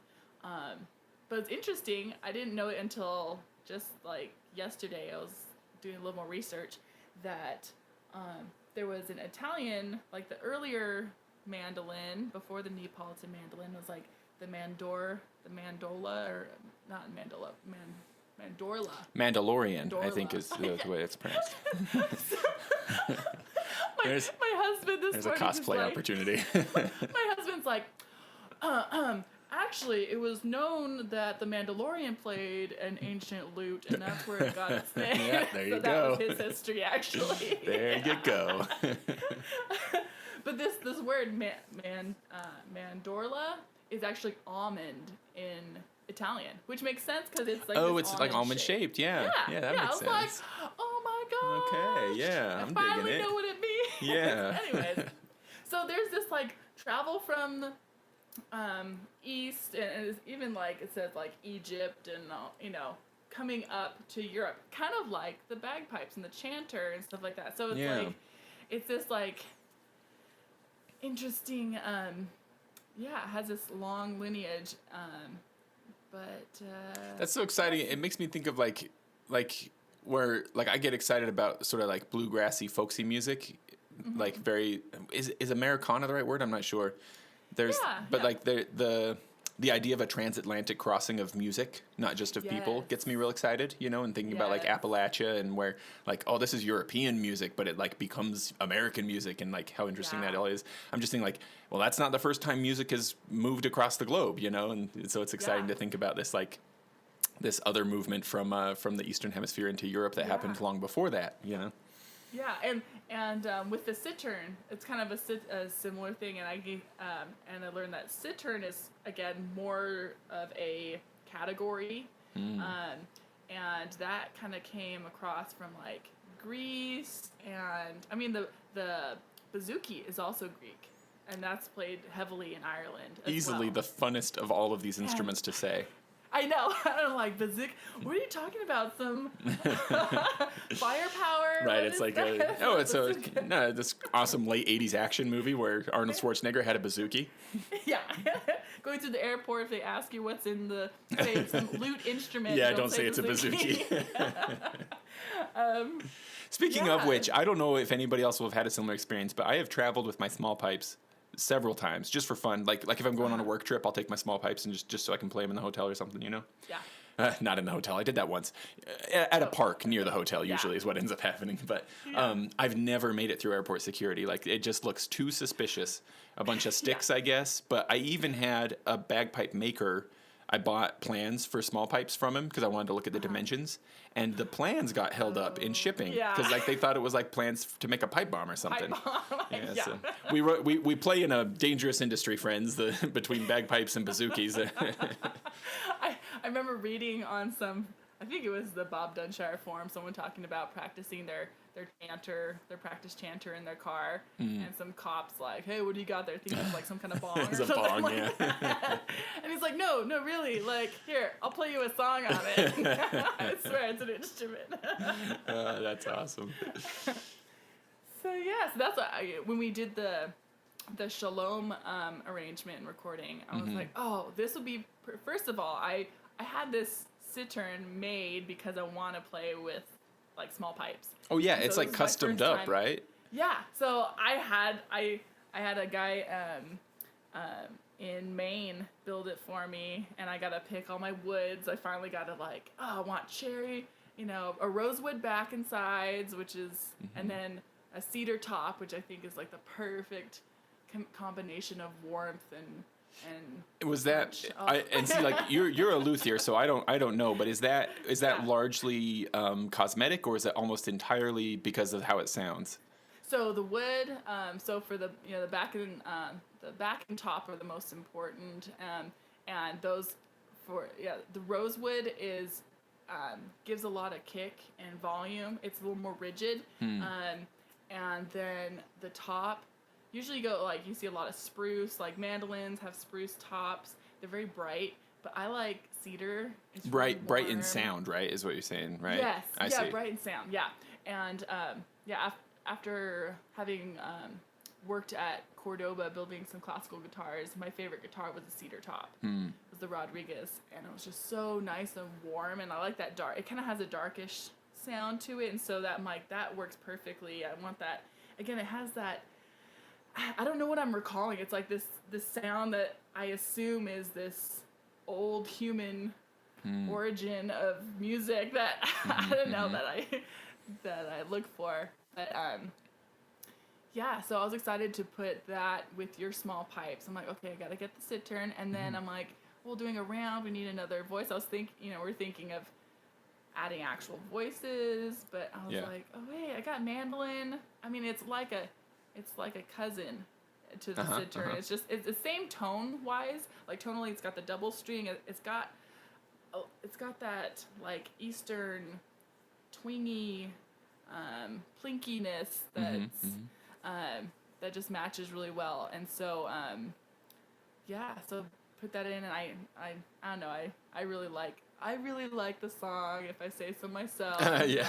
So I hope so. I wish that I knew more about it. Like Timothy does put like information about the tunes into his collections, which is part of what's so great about the collections. Let me just do another quick plug because they are a lot of fun, because you can play music from these collections, but they're also fun just to read. Honestly, it's been a common experience for me to sit down with one of these collections and open it up and think I'm going to find a few new tunes, and I end up just reading for a half hour instead of playing music. But there's not a lot of info on this one. It just says it's called Shalom. It's this traditional tune from Israel-ish probably, and that's kind of the way it is with a lot of folk tunes, of course. Somebody found a rock that had notes written on the back of it or something. I don't know. I wish I knew more about it, but it's a cool tune for sure. Yeah. Now how did you? Okay, now I'm trying to find a good transition here. pre bagpipes, or when I met you because of bagpipes, you were playing with Molly and the Mineshaft. Yeah.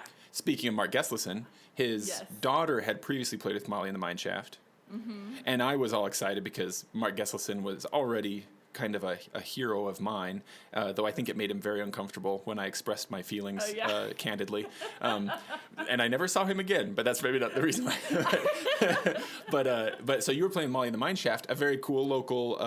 Am I boxing him in too much to say it's a folk music group? I mean, is that fair? That's okay? No, yeah, I'd say folk, and then mixed with like, I'm not sure if you'd say progressive, because it was like, or contemporary, because it was more of like 50-50 mix, and then cause we would do a Kate Breton tune, and then we'd go into a Lady Gaga tune. So it was kind of like, okay, we're gonna lure you in with this thing that you know is a pop tune, and then all of a sudden we're gonna bust into this like super cool fiddle tune that is from Kate Breton, and they go, oh, this is cool, and so it's kind of a we liked it because it was like a good audience mix. Yeah. So we get young and more mature crowds that would like it. But yeah, we had lots of fun. Yeah, it was a good band. So very cool band. Lots of great music. In fact, organically, the other day I was listening to. I really like that song, "Hard Times Come Again No More." Oh yeah. And I was listening to it. I was just listening. I just had searched it in Prime Music and was just listening. And Molly and the Mineshaft's version came up as like one of the top 3, and it's a really good version. I really like it. That rumbling accordion in there and stuff. It's great stuff. Oh yeah, that was awesome. We had worked on that. I think they recorded that after I'd left, because it was one that we were always like, oh, we want to do it so bad. But it was like, it was kind of a heavy arrangement. We had to come up with the strings and all the different parts, and that's a beautiful. I think it's kind of based off of the I think James Taylor. Yes, does that with he did with Yo-Yo Ma, yeah, and Mark O'Connor. Yeah, that's a beautiful. Yeah. Yeah. Well, so Molly and the Mineshaft does this Christmas concert often locally, free. Everybody gets in there, gets super packed. Fire code violation for sure. Yeah. And they'd already been doing it, but at some point a few years ago, I was all excited and lucky because you were like, hey, we need a piper for this one song, because you had this arrangement of Wexford Carol that included pipes. Yeah. And that was so fun for me. My goodness, I'll tell you what. I still am like, it was this tiny little thing, but it was so much fun. It still gets me buzzing. That then you put together a Christmas album based off of your set list for that concert, right? Yeah. And I got to come and record with you, which was pretty cool for me. That was so fun. I Very love it. exciting. We were trying to come up with tunes, and we were going through, and we're like, oh yeah, Wexford Carol. I'm like, and I'm trying to remember where, because I was trying to pitch bagpipe kind of stuff. I'm like, oh, here we could put a bagpipe in here somewhere, and can't remember exactly how it came about, but yeah, I was able to get a tune that had bagpipes in it that we would play, because I was a super fan, and they were kind of like, bagpipes, Aaron, like, what are you doing? Like, trust me, guys, go along with me on this. Yeah, exactly. Give me this one thing. Because it was between Wexford Carol and actually a tune that, as I was listening to the Timothy Cummings episode, he talks about. It's the I can't remember now. It's like the lullaby. It's like a Christ child lullaby or some. I'm trying to think of it. Was it Balu Lamy or? He's got so many German and like Latin titles in there that I have a hard time remembering what the first line title is. In English. Yeah. Well, there's a plug for the old episode. I'm not sure. Maybe I'll republish those episodes into leading up to this one. If not, though, definitely worth checking out. It would have been near Christmas last year in the back catalog. Great. And so as I was listening to them, I'm like, oh, that was that tune I found. I was just like on YouTube, kind of looking up stuff, and I found that one unknown name tune. Yeah. And it had lyrics. It had it in like Gaelic and in English, and then it had pipes. And I was like, oh, this is so cool. But I think it was a little too out there for Molly. It was just like, it was beautiful, but I think Wexford was that familiarity. We needed some little familiarity. Yeah. And we're able to put pipes in, and they're like, okay, we're like, Aaron, you can play pipes. I'm like, I know someone who can though. Yeah. I was not If I remember right, you had somebody from up at Wasatch come and play it a year or two, right? And then I got to step in and play it once or twice. Then I had a face surgery, and so I couldn't play a year. And I think didn't you end up playing it eventually? I played the one that you're like, oh, I can't do it because my face was wired shut. Your face was wired shut. Well, my mouth can't open. Yeah. So we had you record, and so that's on the album. And then the concert came up, and I'm sure I tried to have other people do it because I hadn't had a lot of experience playing solo and in 440 and yeah, that's true. Being steady because I was still a youngin' on the pipes. I mean, still today, Well, aren't we all? Aren't we all? All of us except Russ Ainsley. We're all youngins. Yeah. But I was so nervous. Oh my gosh, that was so nerve-wracking. But was it super cool to like put down your mandolin and pick up your pipes and be like, have the audience be like, what's she doing? Yeah, it was kind of, you always, that's why you play bagpipes, right? So exactly, that is why. Yep. Go, what the heck? You're like, yeah. That is the main reason. Yeah, it was pretty fun, and I was glad that the performance went well. It went pretty well, with how well I could do it. But I was worried because like the practice before, something was off, and I was like losing air, and I was really having a hard time. The band was like, Aaron, are you gonna be ready for this? Like, yeah. I was so Everybody nervous. else is getting a little worried about you. I was dying during the performance because I have to come in, I have to strike in, play because in the tune, the bagpipes will play the A part, and then the B part, the bagpipes are out because of it's not like there's some notes in there that just right. I'm trying to remember. Do you have to tape down the F and the C, or just the C, or cross finger it? One of those was non-standard. I think I just taped down the C. Is it just the C? I think. Yeah. That's the one. That's the tangy one. So we just played the A part, and so I had to strike in, play, and then come out, and then the band would play the B part, and then I do it again. So not only did I have to play, but I had to strike in and cut off multiple times, which is the most nerve-wracking part of playing the bagpipes. Did you try cutting out just the chanter and keeping your drones going, or did you cut everything out and then bring it all back in? I would have done that now. I have more control to be able to do that now. Oh, sure. Like, back then, I was just it was just easier, just all on or all off. Yeah, I exactly. see, yeah. Well, it's one of my favorite Christmas albums, and I think it would be even if I didn't, know and love a bunch of the people who are playing on it. But, like, one of my favorite things about the album is that it opens with a tune from The Muppet Christmas Carol, which is the best Christmas movie that's ever been made. And it's in a medley with Leather Breeches, which is like, how could this be? It could not be more perfect. This is really great. So I'll definitely link to the album down below. Everybody should definitely check this one out. I know that your rendition of Still, Still, Still on that album is one of the most popular ones on the internet. Oh, yeah. That one, yeah. So this album, again, is my favorite as well. We had a lot of arrangements by our band members. So Jordan did the Muppet thing. He was heading the Christmas, When We Sleep Till Christmas. And then and then we have, let's see, Alex did a version of In the Bleak Midwinter. Oh yeah, gorgeous. Yeah, love that one. Oh my gosh. So he changed the melody on it, and it made me listen to the words more. I'm like, oh my gosh, these words are so pretty. Oh my gosh. And then Scott Monson, I think he arranged Still, Still, Still, and it was like full on. I mean, he does like music score and everything. Yeah, Scott is like, he plays a lot of cajon with Molly, and he does now with Grizzly Goat as well. But it's like I don't want this to sound negative in any way, because like I play cajon sometimes, so I'm not bagging on cajon players, but sometimes it's like the cajon is played by the person who doesn't like read music. Scott is not that guy. He knows music stuff. He can play beats and stuff. No, he is like the most like music theory knowledgeable. Right. So he had this, the arrangement for Still, Still, Still, and he handed it to me. I'm like, oh great, I gotta play exactly what I usually Put your just, glasses do on, whatever right? I want. And so now I'm Yeah. like, oh shoot! So recording studio, I was all stressed out. I'm like, I can't miss a note. Yeah. Okay.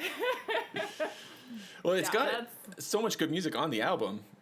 And it feels like a lot of them are like would appeal especially to the piping crowd, because you got the Parting Glass and Old Lang Syne and other stuff on there Oh too. yeah, Parting Glass. I would love that one. Yeah. Yeah. Now, and speaking of Scott, one thing that I love about this, because like, tell me if I'm wrong about this, but in Wexford Carol, it's Grace that's singing, right? Yes. And you hear Scott playing piano, and those two got married. Yes. Aw. Oh, I know. So happy. Like yes. So let's play it here. We'll insert the audio for Wexford Carol here. Good people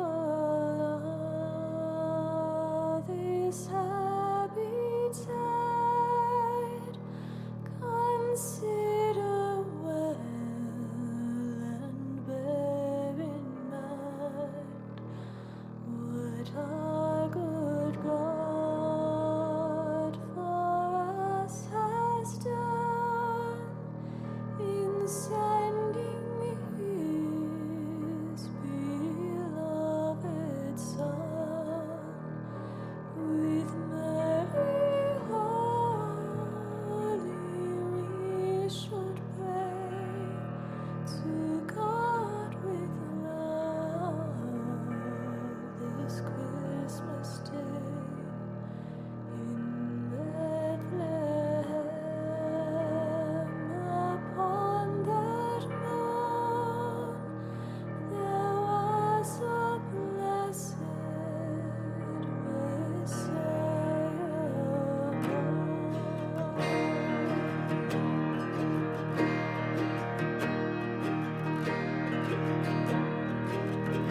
Night before that happy tide, the noble Virgin and her guide were long time seeking up and down to find a lodging in the town. But mark my joy, what came to pass from every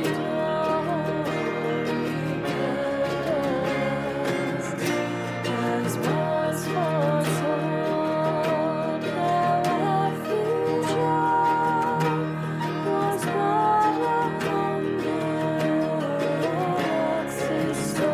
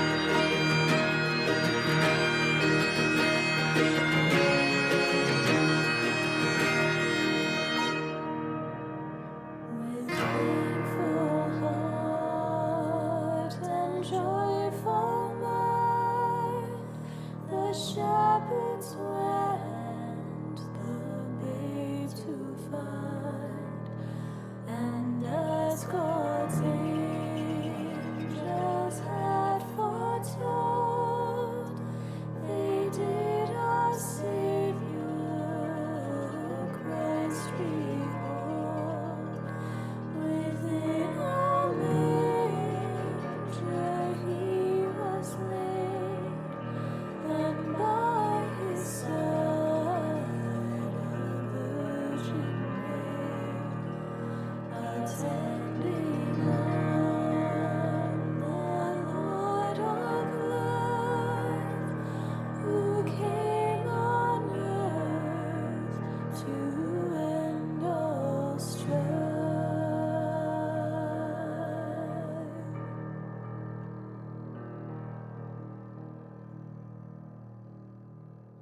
So there you go. So what do you have any fun info for me about Wexford Carol, like the song itself? Yeah. So looking it up, I didn't know that it's like one of the oldest carols from like in Ireland and Europe. I did not know that. And let's see. Is Wexford a place in Ireland? Yeah, so the Wexford is county, Wexford County, Wexford, and it's also known. Another known its name for is Enniscorthy Carol, which is within. I guess it's like a town within Wexford. Okay, Enniscorthy sounds guess. very Irish. I see. Yeah, Enniscorthy. And so it was like a 12th century tune that they had, I guess, two guys were known for transcribing it, and they're not sure exactly like. Oh, were they like some of those tune collectors that were like traveling around the British Isles for a while? Yeah. So there's one guy who was an organist and like a music director for Cathedral, and I think it's Flood is his name. And so he had collected that, and then it got published in like the 1920s. But then there's another guy as a bishop, and he had put together like a collection of tunes, and that was like in the 1600s. And so I'm not sure. I'm guessing the bishop guy found it first, right? Yeah, he was first to the treasure. And he has his collection is like the Kilmore carols, but those were the two, I guess, most popular collected collections. Those are kind of our modern sources, as it were. Yeah. But they were transcribing it; they weren't writing it, so it was like like folk music around there already. Exactly, which is cool. It's like somebody just sang it to them. I think it's cool. I've always been fascinated by that. These people who would like go around and I assume just like go out to the women working in the fields in the Outer Hebrides or something and be like, sing me your songs, and they just sit there and like write them as they sing them in a notebook, Yeah.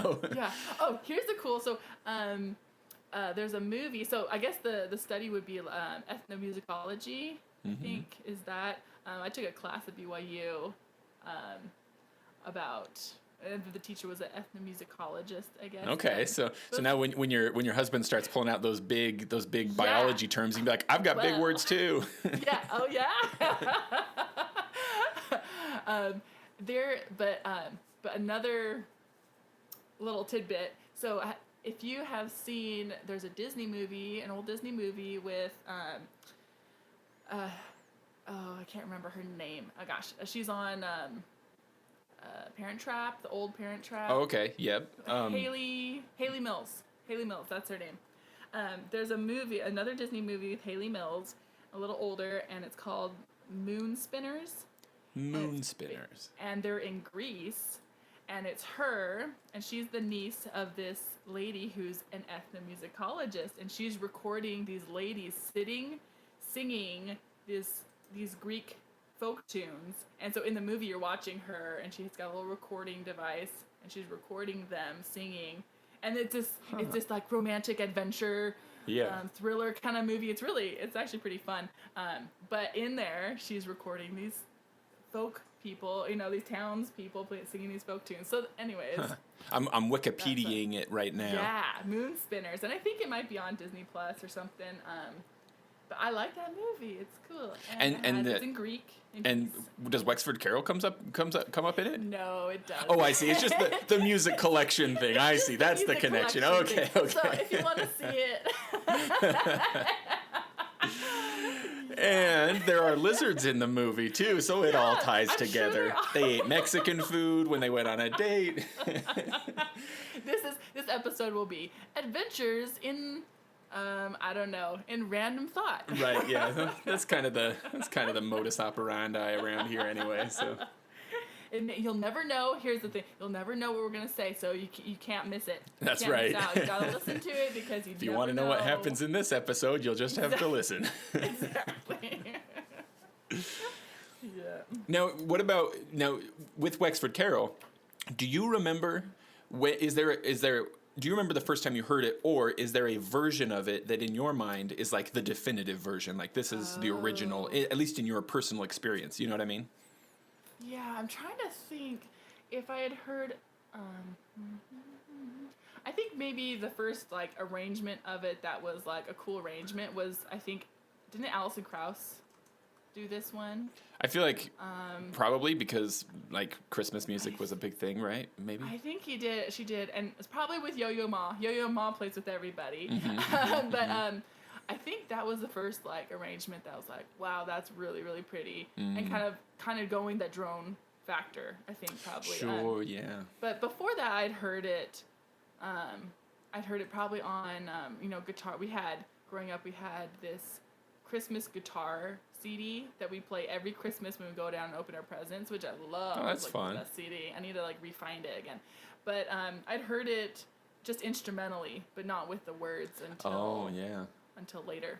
But I always loved this tune, and like In the Bleak Midwinter. Yeah. Some of my favorite like Christmas tunes that you don't hear often, more obscure, but just really beautiful. Yeah.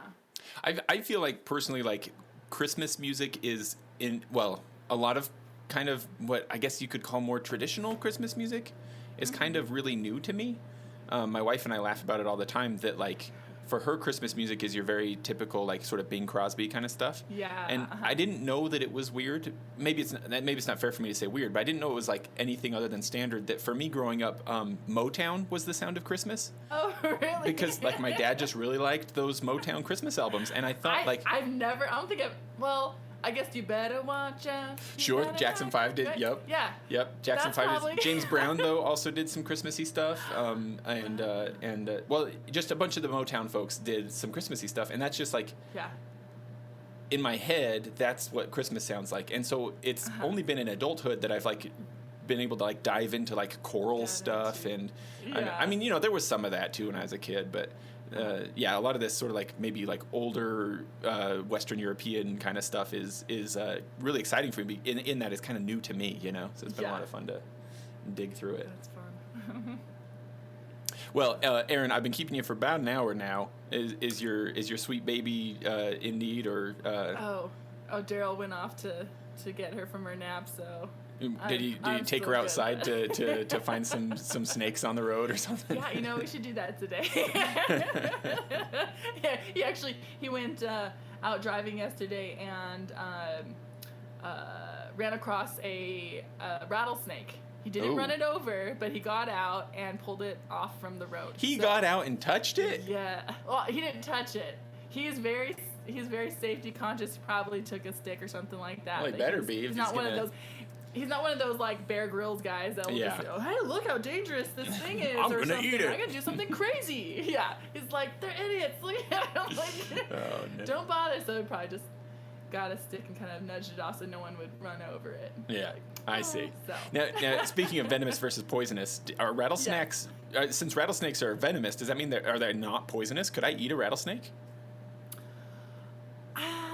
You could probably eat, probably not where the gland, it's like avoid the head venom glands are and stuff. But I'm sure I don't know how tasty that would be, but well, hey, if I wanted to open myself up to some liability lawsuits, then it's by telling people listening to the podcast it's safe to eat rattlesnakes. Well, we have a recording, James. Yeah, exactly. Hi, Tommy. Well, I'm going to make sure, so like I said, I'll make sure that there's links to that album down below. And what else, Aaron, I want to get, maybe this is kind of our closing note here. I want to know, what are your favorite Christmas albums? Like if you were to give somebody a recommendation, check these ones out. Give me some recommendations if you would. Yes. Okay. So I'm not sure if Amy Grant has more than two, but we had two of her Christmas albums that I love. So Amy Grant Christmas is awesome. I think she also, in one of the tunes, she has this awesome like orchestral arrangement of Yesu Man. Joy of Man's Desiring, that one? Joy of Man's the Bach Desire. one? Yes. Yeah. And it has Mark O'Connor in it, and it's just instrumental. And so you would think it's just me singing tunes, but she does like it's legit awesome albums. So she has two that I'm not sure what they're called, but any Amy Grant Christmas.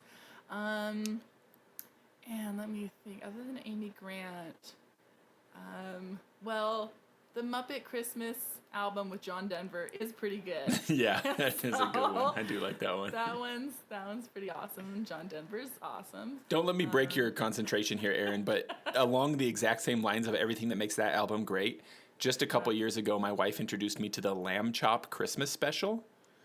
Do you remember Lamb Chop? Yes. They did like a run through of the Nutcracker Suite, but with Lamb Chop like narrating the story. Well, it's the lady, I can't remember what the lady's name was, but she's like, it's like she's telling Lamb Chop the story for like a bedtime story. So they have the Nutcracker music, but it's like it's a great audio experience for very similar reasons. So let me just plug that one real quick, and then go ahead, give me some more, Aaron. What else is good for Christmas? And that one obscure guitar Christmas album, which I will have to find. Tell you what, if you can find it, just send it to me and I'll put it in the show notes. Oh yeah, I'll put a link to it. Good. So yeah, I think those are the ones that pop in my mind as like full albums that I love listening to. Awesome. Yeah. There you go. Well, cool. I think that's probably gonna make a decent episode. Yeah. I'll just have it kind of a bit bounce around. Yeah, but that's what makes it fun. Well, thanks again, Tim. I will do my very best to not just turn into a complete fanboy. I don't want to make you uncomfortable, but this is really exciting for me. I've been a fan of yours for a long time. Well, thanks, Jim, and I'm really, really pleased and honored to be asked to do this, and happy to talk about whatever we come up with. I've certainly enjoyed getting to know you a little bit through email and a few different shared projects that way. So thanks for the invitation. Absolutely. I hope that we'll see if it's a positive experience. If it's a positive enough experience for you, I can think just right off the top of my head of so many things I'd love to talk to you about. I think the main challenge right now for me is going to be trying to focus just on the Christmas collection and not be like, who makes your bagpipes and what about, what about the Ift of Efts book? I love that book. Tell me about that one, so. Well, happy to roll with whatever, Jim. No worries. Well, thank you. So, Tim, I think it's at this point, the majority of people listening to this will probably be people in the Garden Valley Pipe Band. Though I hope that a lot of people will get to hear it because I really love this Christmas collection that you've made. So I'm going to try my best to spread it far and wide. But I know that the people in the Garden Valley Pipe Band will be at least somewhat aware of you because it was your rendition of, which title did you use? Was it Bonaparte Crossing in the Rockies? That or Battle of Waterloo. They're sort of one and the same, more or less. Right. Yeah, we ended up... we didn't realize that at the same year that we used that in a competition set, another local band, Wasatch District, also used it. So they went with one title and we went with the other. But it's a great tune. It's a timeless melody, and it's known in so many different corners of the traditional music world. It's a good one to know and share. Yeah. So our Garden Valley Pipe Band members are going to be at least somewhat aware of you because of that. I think it's probably worth taking just a couple minutes to do just a quick little bio. What do you do in the bagpiping sphere? In the bagpiping sphere, I juggle a variety of different tasks and roles, wearing different hats, and they almost all relate to the pipes in some way or another. So I obviously do the publishing venture, just a tiny cottage industry of arranging and typesetting music to look real pretty on the page, and then sell that through my website and sometimes through other vendors. So that's one piece, and that's called the Birchen Music and Publishing, originally called Bay Music. It was an obscure Gaelic word meaning birch, but no one could pronounce it, so I don't speak Gaelic anyway, so I went with the English.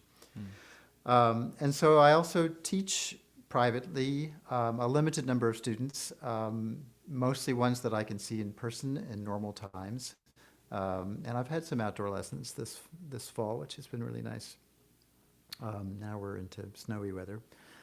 And then performing both on my own various concerts and gigs, and then also with Jeremiah McLean, who plays piano, accordion, and piano.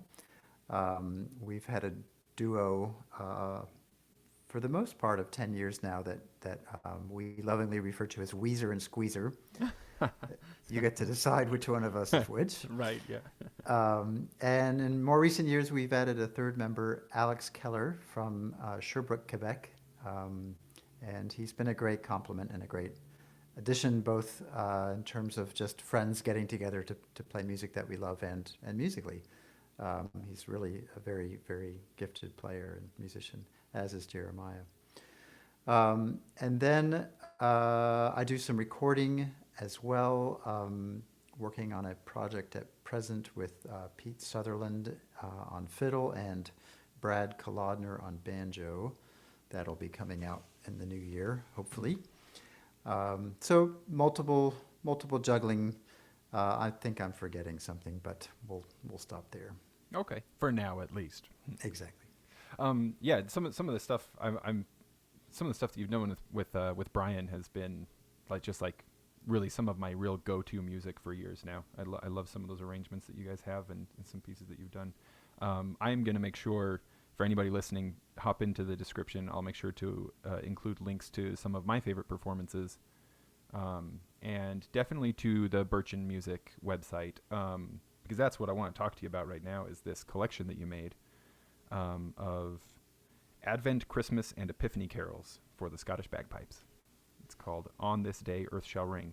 And you mentioned, and this is one thing that I really love about everything I've purchased from Birchin Music, is that the typesetting, the paper that it's put on, all of that, the production quality basically of the physical product, it's beautiful. Do you have printing equipment yourself, or do you have people you work with? How does that process work? No, I work with the local printers, but I do all of the typesetting, all of the text, everything here at home, and I just send them a giant PDF, and they print from that. So, and I just specify what paper I like to use. Usually, some component of, some percentage of recycled content. Try to do my bit for the planet. Mm-hmm.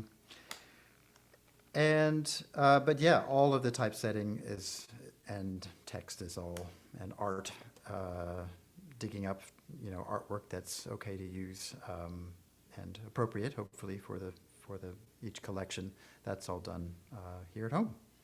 Yeah, that's one thing that I really like about the collections. Anybody interested, this collection, of course, can be purchased on the Birchin Music website. A lot of the tunes, maybe even all of them, you tell me, are also available as individual PDF downloads on there. That's right.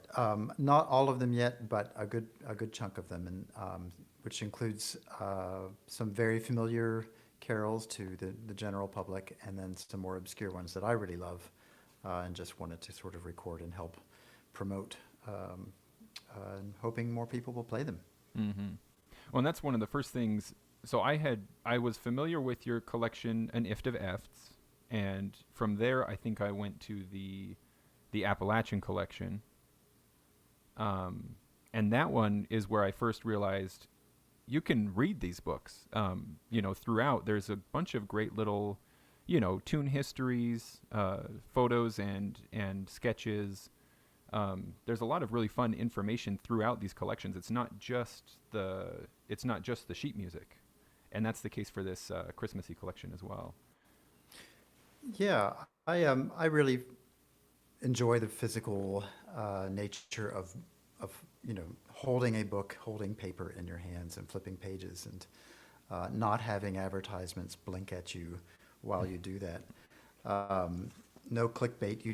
You're focused on whatever is literally in your hand, and you can just peruse and explore. But you're always staying present with whatever that particular book, that publication is about. Yeah. And then to add some of those little bits of information, I just think it adds to the whole experience, a little bit of supplementary hey, I bet you didn't know such and such about this carol, and or this might help you appreciate it even more to know this little tidbit, this background, or this translation, or something like that. Yeah, that's definitely been my experience. I really enjoy reading through them, and in this collection specifically, which I should say the title, it's On This Day Earth Shall Ring. I was really surprised as I was going through at how much art you were able to find relating to Advent, Christmas, Epiphany, etc., that features bagpipes. I think there are over 30 images in the book. I should actually get the exact number and issue a challenge to see if who can find every piper embedded within the publication. That's a great idea. I started, as part of the prep for this episode, I just started like keeping a spreadsheet of just like stuff I thought was interesting, and I was putting down all these titles of all these paintings, and there are a lot. I don't know if I got to 30, but I didn't get through all of them. You know, there are so many in there, and I just, I've seen pipes in old paintings and stuff here and there, but never presented in such a consistent, collection that's all together. And so it was kind of baffling to me once I realized, like, man, there are a lot of these paintings and stuff that include pipers, There really are, and most coming from the medieval and Renaissance ages, when pipers were pretty common folk in Europe and often associated with the pastoral scene. Their instruments were made partly out of the animals they were looking after. So, and of course, if you go to the biblical narratives of the birth of Christ, then the shepherds are very prominent in that story as well. Yeah, there's also notable consistency in titles for these paintings that feature pipers. So many of them are the announcement to the shepherds. That's right. Etc. Yep, exactly. There are a few really, I found them very entertaining.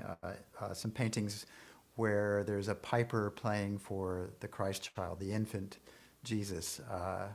And just Can you imagine that happening? I'm pretty sure that would not have been allowed way back when, had there been bagpipes in those times. But what decent mother would have allowed such a thing to happen? Exactly. I found those very, very humorous. Well, maybe could you tell me a little bit, Tim, specifically about how this collection came about? What called your interest to it? Maybe which tunes got you started? What resources you went to find, especially some of these more obscure tunes?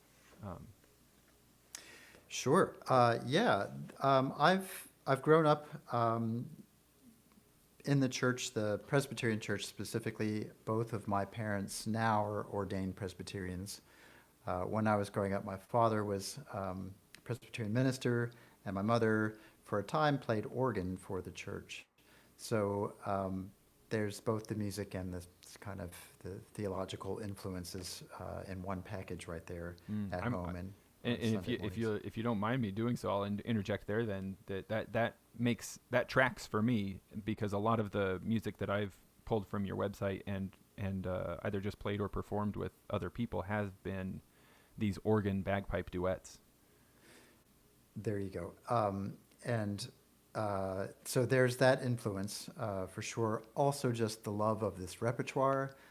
Generally, I love the music that is associated with Christmas, particularly the older European carols, but some newer material too. And then in terms of the organ, you have an instrument that's very closely related to the bagpipes.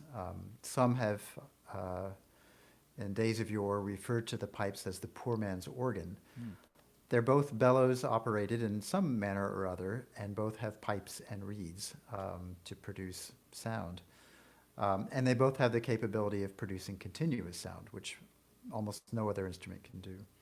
So they have a lot in common. They blend beautifully. At the same time, you have the organ is generally more refined, and if it's well tuned, it's tuned to a more modern temperament, equal temperament.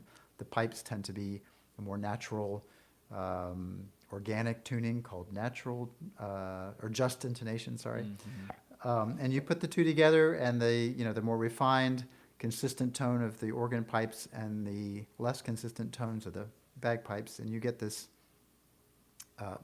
clash on top of the, adjacent to the blend. And the clash is sort of between this pious organ and this profane, bagpipe, and it's a wonderful tension that way. Hmm. I wouldn't have been able to put it quite so eloquently, but I definitely experienced that when a good friend Scott and I did "O Come, O Come Emmanuel," the arrangement that you put together of that one. We did it with a really big pipe organ, and with the pipes sort of tuned as close as we could get them. You know what I mean? Yep. And yeah, definitely that tension between beautiful refinement and, in its way, beautiful natural madness. It added to it. It ended up being, not. I don't think it took away from the experience. I think it's part of what made it magical. I totally agree, and I think audiences react to that as well in ways that surprise them even. Natural madness. I'm going to borrow that phrase. That's a good one. So as you were putting this collection together, is this a labor of, was it slow moving for decades and then you realized, hey, I've got a collection going on here? Or did you kind of decide, you know what, I'm going to put something together? Because I can tell you, when I was, 14, 15 years old, playing pipes, Christmas time rolled around and it was like, there's a school assembly or something, let's go play a Christmas song. And it was like Up on the Housetop or, Jingle Bells, heaven forbid, and this, I do not get the impression that any of the tunes in this collection are like, if it says Christmas in the title and I can kind of make it work on pipes, I'm going to throw it in there. These are nice to listen to, if that makes sense. I'm sure a lot of people listening will know that Jingle Bells on bagpipes is not necessarily pleasant, even when done especially well. Maybe that's just my opinion, but there might be a certain age group who would love that. Sure. But no, I tend to agree. And I started this, I think a lot of these collections just started out as just kind of like, well, let me try a couple of tunes in this particular genre or some kind of exploration. And then you realize this is really fun, and there's lots more to explore, and then you get a little bit obsessed for a while. In the case of this book, I really, really wanted to do the absolute best job that I could with it. And it was just an important topic for me and for an instrument that is really I'm very passionate about. So combining multiple passions just meant that I really wanted to do the best that I possibly could do with my skills and resources. So this, I actually started this 8 years before it ended up being published, but it was a project that came and went in fits and starts and long pauses where nothing at all was happening. But towards the end, I got extra focused and really went for it. So, but 8 years from start to finish, in a sense. And and I've got a copy of it here in front of me. I don't know if you've heard the pages rustling. I'm just kind of looking through it as we talk. But we've got just about 160 pages of music here, I think. Is that about how many tunes there are in here? I mean, it's a thick collection. There's a lot of material here. Yeah, there are some that are more than one page in length, and some cases where I have artwork just on a filler page there. I think it totals about 115, somewhere around 115 carols. And that is one thing that is remarkable about this collection, Tim, that I don't think I could name 115 Christmas carols, even if I include popular music, just off the top of my head. But you've managed to pull together 115. Once again, they sound good on bagpipes. 115 songs of the season that are also compatible with the bagpipes. What resources did you use? I'm going to guess that you maybe didn't already know of all of these tunes before going into the project. You're absolutely correct. And I drew from a whole bunch of sources. Originally, the main source was the Oxford Book of Carols. There's an older version from 1928 maybe, and then the New Oxford Book of Carols, both coming out of England.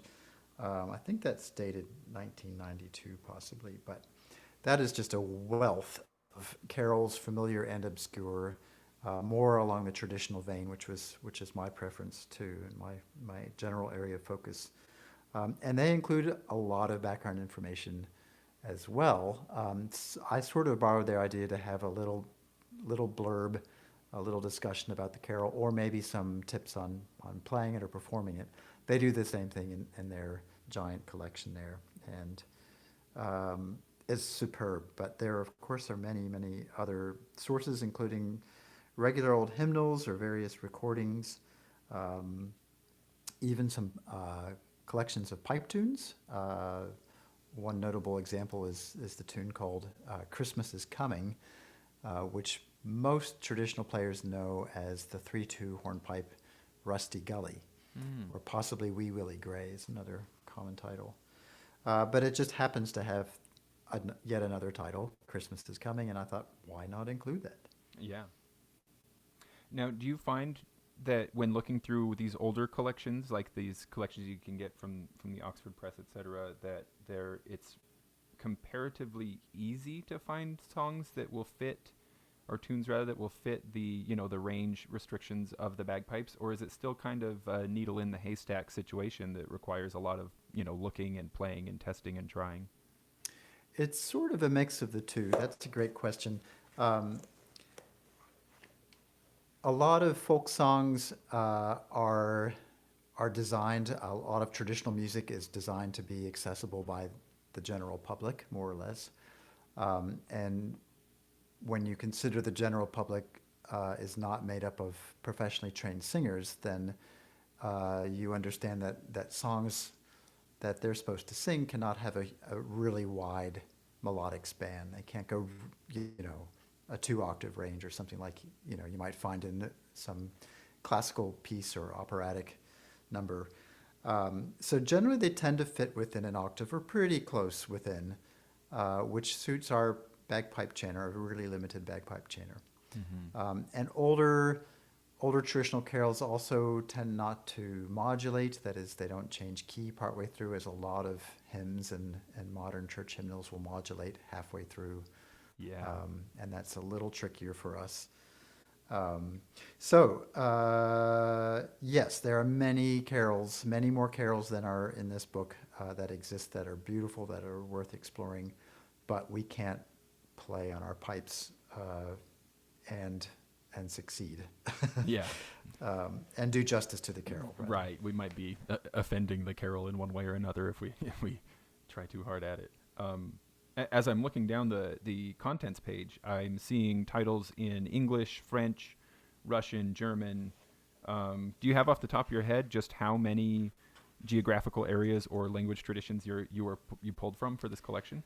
I don't. I haven't really done that tally, but a good portion, and the majority of the foreign ones would probably be French. They have a huge canon of music associated with Noel or Christmas. And I wish, if I'd thought of it, I would have looked at them to find out, but I'm curious if you know off the top of your head, do a lot of those French tunes that are in this collection follow that Breton style of playing, where we've got, basically we're playing in a minor key, or is there a fair mix of minor to major sounding tunes in there? Also a good question. I think there's a pretty good mix. The Breton tunes definitely have a darkness about them, or a lot of them do, but there are many that are in a major key as well. I'm just not sure they wound up in this tune book. And for that matter, the French, it's probably worth clarifying to your listeners that the people of Brittany, of that part of western France, that little nub that sticks out westward into the Atlantic, they speak French, they eat croissants, they drink wine, but they don't really consider themselves entirely French. They're really a Celtic-blooded people with their own native language that is still spoken by some. It's holding on for now, a bit like Welsh in that way, and it's very closely related to Welsh and Cornish. The Breton and French traditions, there has been some overlap and some mixing, but they're also kind of distinct as well. I see. Now I am relatively ignorant about the particularities of the Breton style bagpiping. Basically, the only identifier that I have when I'm hearing it is, does it sound like their C is taped down and or their F? Then it might be, from Brittany instead of Scotland. You know what I mean? And that does bring up the fact that a lot of these tunes, I don't know about a lot, but certainly some of them, they have really helpful notes about, in order to play this correctly, either use cross fingering or, tape down your C and or your F, or alternative tuning for the drones. That's right. And I recognize that this is not familiar territory for a lot of pipers, and in some cases, like changing the tuning of drones, it may not be possible, or at least not immediately. You can't just move a drone a certain way or swap the top of one drone and know that it will fit another drone and If change only. the length that way. I know a lot of pipes do that, but a number don't. Yeah. So I'm aware that there are many cases where some of these offerings in the book may not be as accessible as for some as they are for others. But Yeah. there are also many that just fit this plain old Scottish chanter just fine. Yeah, so many. Absolutely. It's not like it's a limiting factor in any way. And I have found in my own playing through this collection that if I'm playing on the Highland pipes and, I need to tape down the C or something, or there's something would sound better with different drone tuning. Sometimes it's just I cork off two drones and mess with the reed on the other to get it, up a full tone or down a full tone or something like that. And Yep. With the small pipes, if I've got a bass, a baritone, and a tenor drone, and I can't get them into the right tuning, then again, I just mute that baritone, and so then I just have one consistent note, and it works just fine. Yeah, exactly. And it does take some exploration, but the more you do it, the more you sort of get accustomed to it, and the more you tend to find your own preferences. You discover what you get most excited about, what tuning or what key or is most interesting to your own ear. Yeah, I had one of those sort of magical moments just the other day as I was playing some of the tunes, and I had recently replaced / upgraded my set of Walsh small pipes to an AD combo set, so I've got the 4 drones that I can play around with now. Great. And switching one of them just from playing E as the baritone note to D was like just suddenly, such a small change, but suddenly like so many tunes sounded so different as a result of that one small change. It was a lot of fun. They really do. And something I like to invite people to think about and experiment in workshops and in private teaching is to explore there's usually 2 different drone options per key that you're playing in. One would be the first note of whatever scale you're based in. So if you're playing, say, Scotland the Brave, you're based in A. That's a tune that starts and ends on A, and that's its anchor. Obviously, tuning your drone to your chanter's low A is going to sound good. Mm-hmm. But there's always, or almost always, going to be a second option that works almost as well. And it's the 5th note of the scale. So if you consider A as 1 and count up to 5, you get to E. So sometime you should try playing Scotland the Brave or any tune in A with just an E drone going, and just to hear how that sounds. So that's an option for almost any tune that we would offer on our pipes. I wonder, this will be a fun experiment. I've never tried before. I've tried messing with my Great Highland pipe drones somewhat, like get an extra bass drone topper to put onto a tenor drone, stuff like that. But I've never tried just playing like the bottom section of the drone just to see how high that one can get. And how brash it might sound. It'll change the tone as well. Yeah, absolutely. But it's so worth exploring. And that is kind of another take on the word playing an instrument. You're literally playing. Yeah. You're just having fun. Awesome. Well, let's look, Tim, if you feel into it, at a few of the specific tunes in this collection. One of them, I just want to look at it right along with you here in the book, is on page 6. The title is it French? A soli.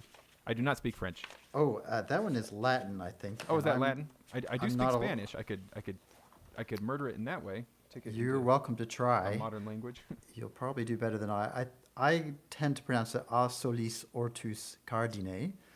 And I've just opened it here, and I've got a copy of the book here too. So the translation that my source again, the New Oxford Book of Carols offers is from lands that see the sun arise. So one thing that stands out to me about this one, just at first glance, is there are no vertical lines separating the measures. Or they're very tiny. But you're right. Oh, Generally, you're right. I do see some of those teensy tiny ones. and that comes, that's because when this music was written, there was not the standard notation style that we have now. So they sort of approximate, the editors of the New Oxford Book approximate what might be a phrase or a measure. It's a sort of a Gregorian chant style song or carol. Yeah. So it's a different way of sort of thinking about phrasing. Yeah, and that's fun. I mean, looking at it, I'm like, okay, well, if that's a measure marker, is this what a 12/4 time signature or something along those lines? Which then- will change for each little phrase Yeah, as then well. it's They're not different, all so I 12 can't- yeah. beats, yeah. Very fun though. So listening to some Gregorian chants might give a person an idea of sort of how to feel this tune out. Precisely, yeah. Sarum chant was practiced and written, composed, I believe, starting around the 11th century up until the English Reformation, so 300 or 400 years there in Britain. But it was used, and interestingly, it was used by, I believe, the Roman Catholic Church and the Anglican Church, so both Catholic and Protestant. Their liturgy was adopted by both in some cases. So this is a pretty old tune. And yes, listening to Gregorian chant would help guide an approach to playing this instrumentally.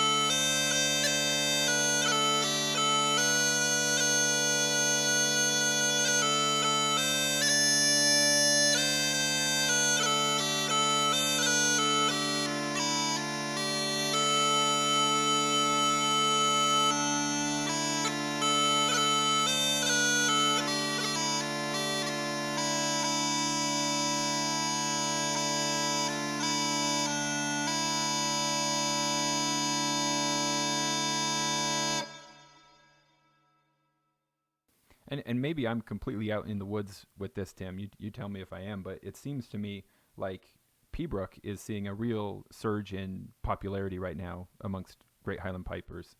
And this sort of, what would you call it, sort of more less restricted sort of chant form that I think also would have been sort of something that would have been done on organs a long time ago as well and stuff.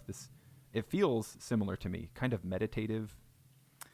Exactly, and I think in our modern, detached, distracted world, things that sort of help people find a more meditative state, maybe even hypnotic, are enjoying a kind of a surge in popularity like that.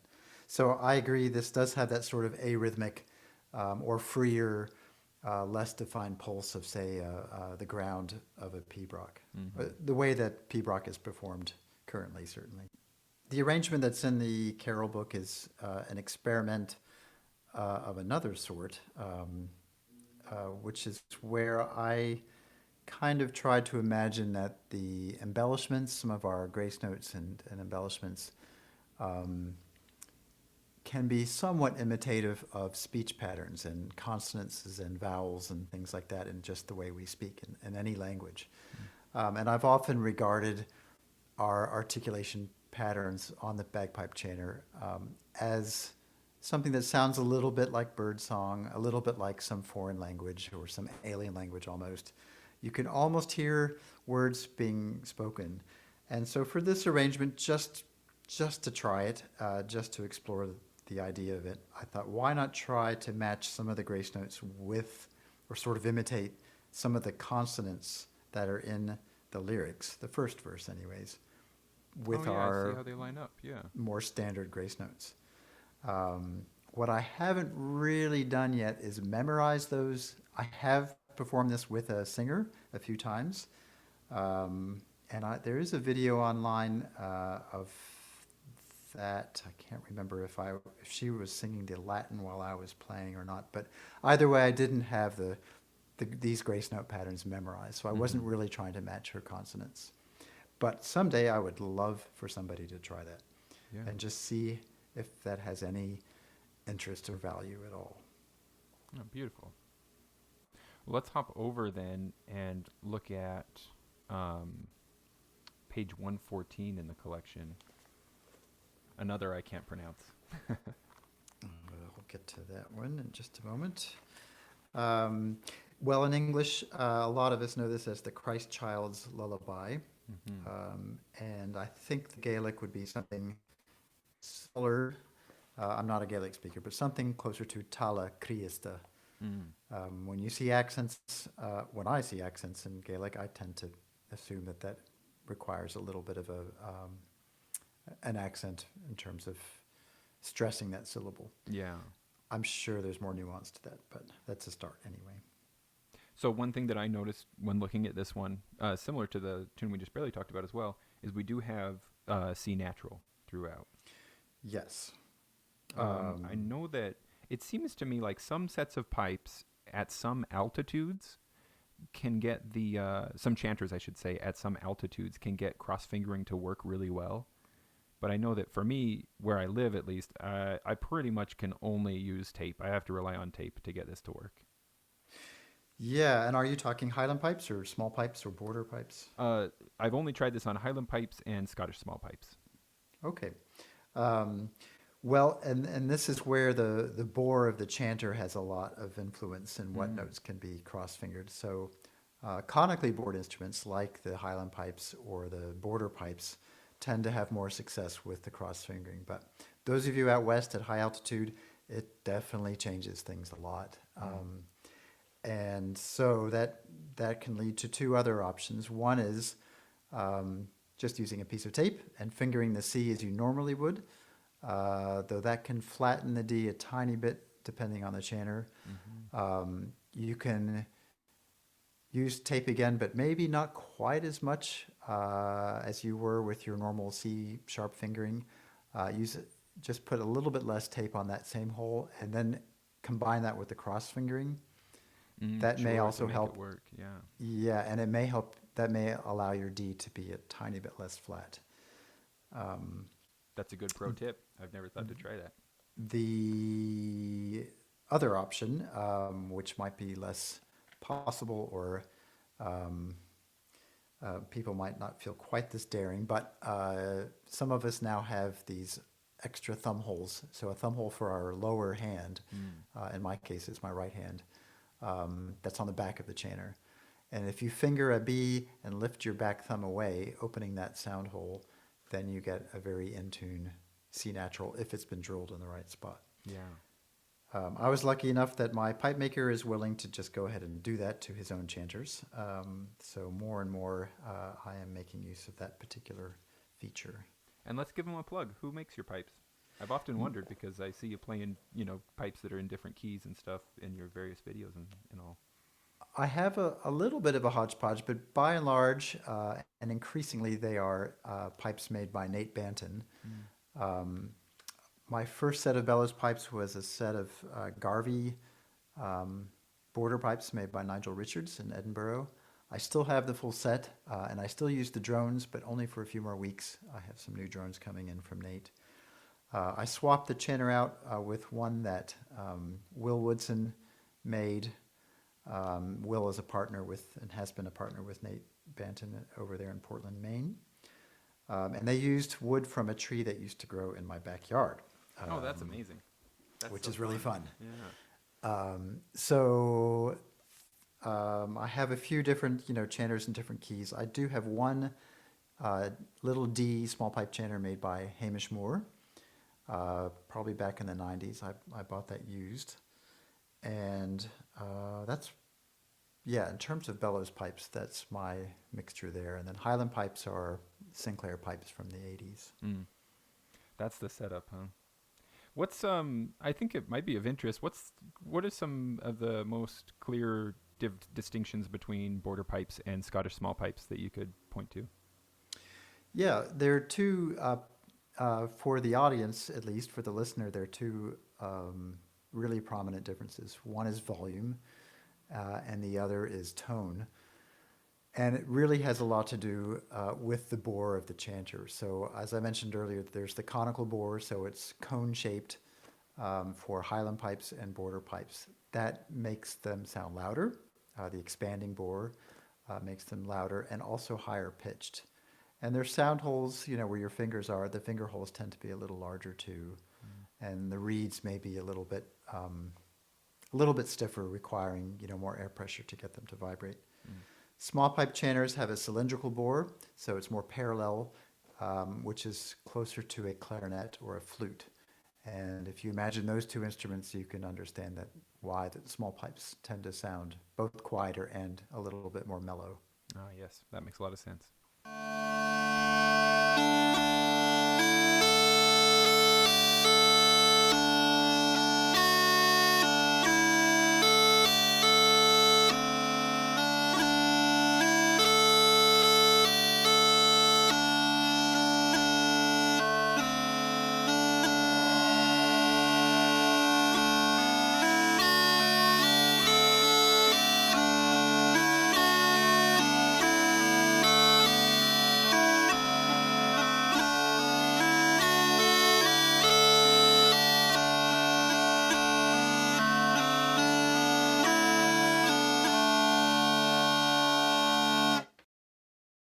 This is another favorite melody of mine. I don't recall when I first heard it, but I do recall that falling in love with the melody the moment that I heard it, and was thrilled that it was Scottish. But then I hit the stumbling block that, this doesn't naturally fit the Scottish pipe chanter. It requires some manipulation of the C to pull that down from a C sharp to a C natural and get the modality right. You could try playing it with a C sharp, but it will change the mood of the tune entirely. So I definitely suggest finding some way to get that C natural if any of you are trying that. But it's just a gorgeous, simple melody and a really nice one to perform and invite the audience in on the refrain, which is simply Alleluia. That's an easy word. People already know it. They don't have to speak Gaelic or memorize lyrics. They've heard the melody sung on the verse. Now they can sing the Alleluia against the same melody. Beautiful. I noticed that it's listed modally as being D Mixolydian, and the drone note here says D and or A. Exactly. And so that relates to my earlier point where you often have two very good options for tuning your drones to whatever melody you're playing. I happen to be sitting next to my piano. I had a feeling it might come in handy here. Yeah, so give us some of that. if you'll allow. Yeah, absolutely. It's just much more quickly to demonstrate different keys and tunings without having to inflate the bag. So the melody, one version of the melody is...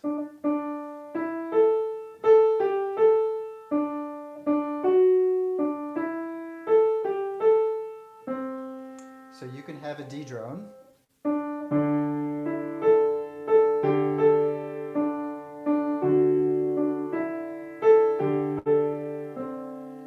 Or A works pretty much just as well, and sometimes the fifth note will work even better.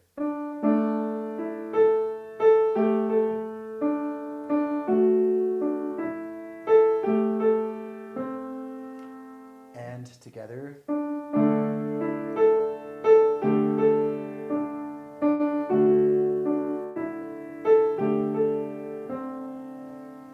So for most of the little key box that I put above tunes that I publish, and that's become a real habit of mine to do that.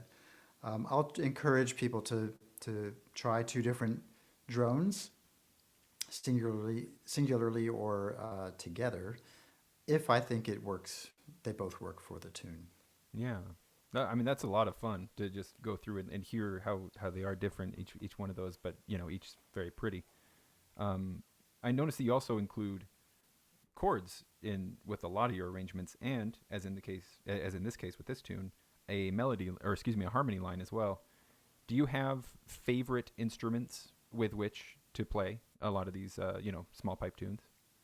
Oh gosh, no real favorites. Of course, I've played with Jeremiah and Alex a lot, so the accordion and the fiddle or nickel harpa. Alex is a really great nickel harpa player. That's probably a whole nother episode talking about the nickel harpa. Yeah, what is that? Exactly, it's wonderful Swedish medieval keyed fiddle. So this tune sounds great with those. It sounds great with the organ. It sounds great with a fiddle or a harp. Really, the sky's the limit. Yeah, I love that. I can't remember off the top of my head if there's any of these in this collection, but I love that in some of your other collections you've included some alternative melody notes where if the traditional melody line is limited when, like you can't get there with the Highland pipe or small, Scottish small pipe chanter, you put in parentheses, here's where you could go with the melody here in case you have a fiddle playing that line and the pipes are playing the harmony line or something else. Exactly, or someone singing it. Yeah, singing it, absolutely. I guess that's where I'm seeing most of it, is that in your collection, How Can I Keep From Singing?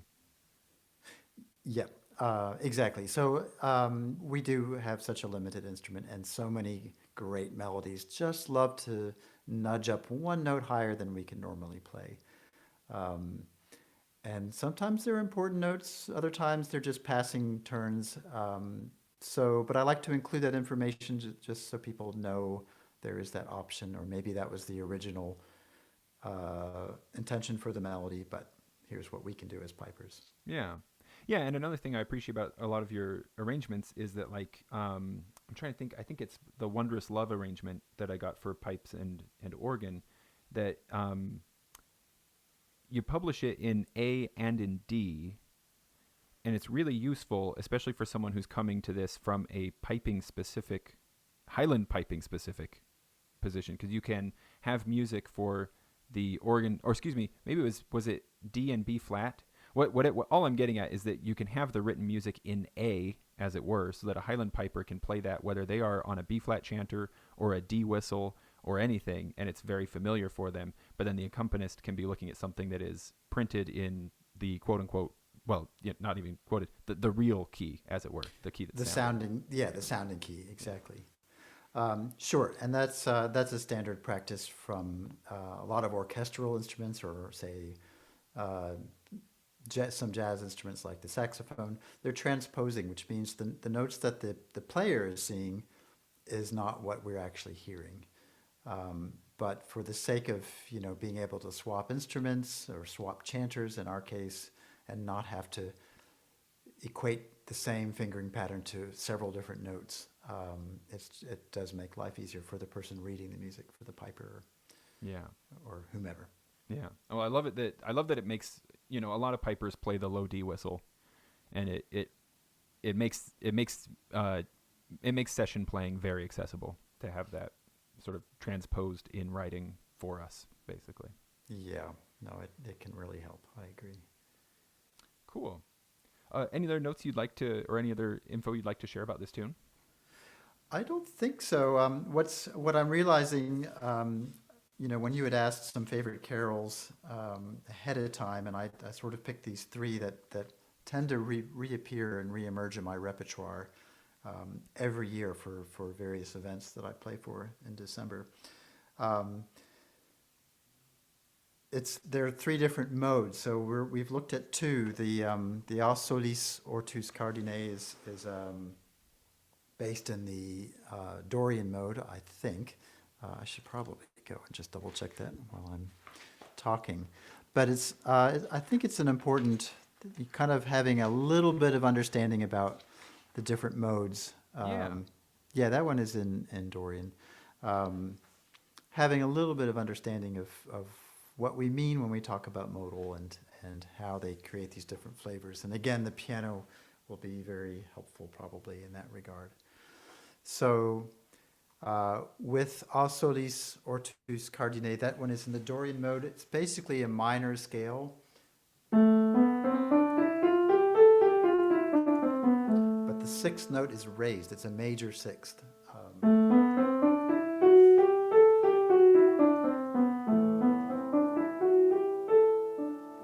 And that's used a lot in Celtic music, and I think some Scandinavian as well. That's my all-time favorite mode. It's mostly dark, but there's this ray of sunshine, that sixth. That ray of sunshine, that ray of hope that comes cutting through the darkness otherwise. And I really, really love that particular mode. And I should maybe mention very briefly here, when a lot of us traditional players refer to modal music, we're referring to something that's neither major, that generically happy key, nor fully minor, which is more generically a sad emotion. So happy and sad, but go ahead, sorry. Oh, just it sort of in very bagpipe centric language, that would be like major would be your C and F are normal. They're sharp, but they're left as they are. Yeah? Correct. And the most majorish tunes that we play are tunes in the key of D. Think of any... Amazing Grace, right? Amazing Grace. The high drive is a great example. Yeah. Because that uses all of the notes of the scale. And it's firmly in D major and has that happy, optimistic, bright outlook. A fully minor key on a bagpipe without using tape or any trickery would be B minor. So The Haunting or The Mist-Covered Mountains or Paddy's Leather Breeches, those are all in that more forlorn, depressed key. By contrast, modal music is often a hybrid of the two, and often in different ways. It can be mostly sad, but with that ray of hope, or mostly happy, but with some nostalgia. It's more complicated emotionally, I think, and for me, that's much more interesting. Yeah.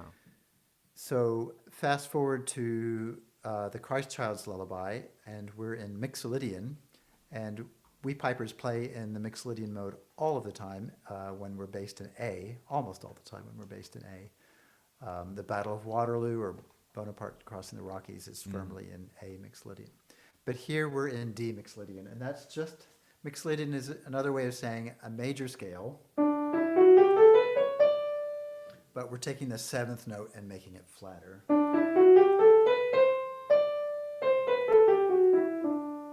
So it changes the mood. It also changes the chords underneath. A one chord sounds like that in a major key.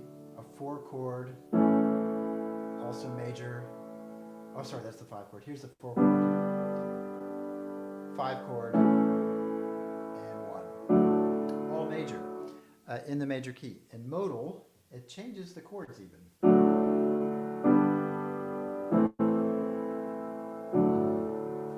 And suddenly the whole mood is altered, for me in a really intriguing way. And correct me if I'm wrong, Tim, but I'm thinking that one thing that might be very relatable for a lot of pipers is their experience playing versus hearing different renditions of Minstrel Boy. On the pipes, it sounds one way, but if you try to play it on the penny whistle without an alternative fingering, it comes out a little different. And if you hear some popular recordings of it, it's like, oh, that's kind of different. It doesn't quite sound exactly the same. And I might be wrong, but I'm pretty sure that's just a modal change because of what the seventh note being a half tone higher or lower from one to the other. Exactly. That's exactly it. And there's so many cases where pipers have taken a melody that really kind of needs that seventh note to be sharp, to be raised would be another way of saying that. And we just compress it into our own mode, and it changes the mood. Which that's our G, right? Sometimes our G is just sharp or flat. exactly. We don't really normally have a G sharp on our bagpipe chanters, so that tune would normally have it. A fiddler playing that tune in the same key would play a G sharp. We don't have the option, and so it comes out modal. And some people find that utterly charming. Other people are really irritated by it. Yeah.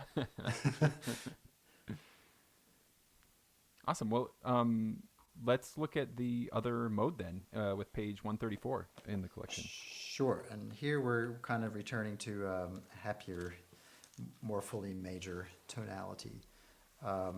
And this one is somewhat well-known hymn in a lot of church hymnals. The German title, I understand, is Tröstet, Tröstet meine Lieben, I think, something like that. That sounded really, really good to me. As a person who does not speak German, never been to Germany, I thought that sounded like great German. I'm totally faking it, but we'll just go with it. Comfort, comfort ye, my people, is the common English translation for that. And this is it's sort of thought of as a British carol, but in fact the melody is believed to have been written by Louis Bourgeois in the Renaissance, a French composer who wrote a lot of music for the church way back when. And so it has a sort of Renaissance flair to it in that the rhythm is really, it changes the meter in a way. We don't really write it that way necessarily, but from measure to measure, it can feel like it's either in 6/8 or 3/4 or some weird hybrid like that. Yeah. And it's very, I find very addictive, tune and rhythm both.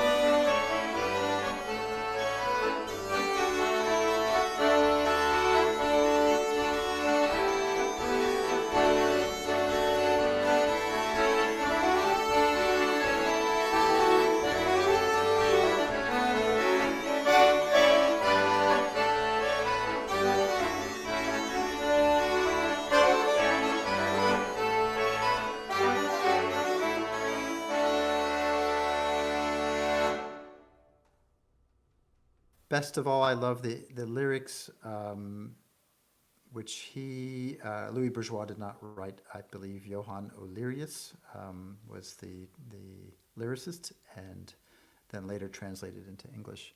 But they are just very hopeful lyrics, which is perfect for the season of Advent. It's really this is the time of longing and of hope for for better times and a number of different ways. So both the music and the text align beautifully for that effect in this carol.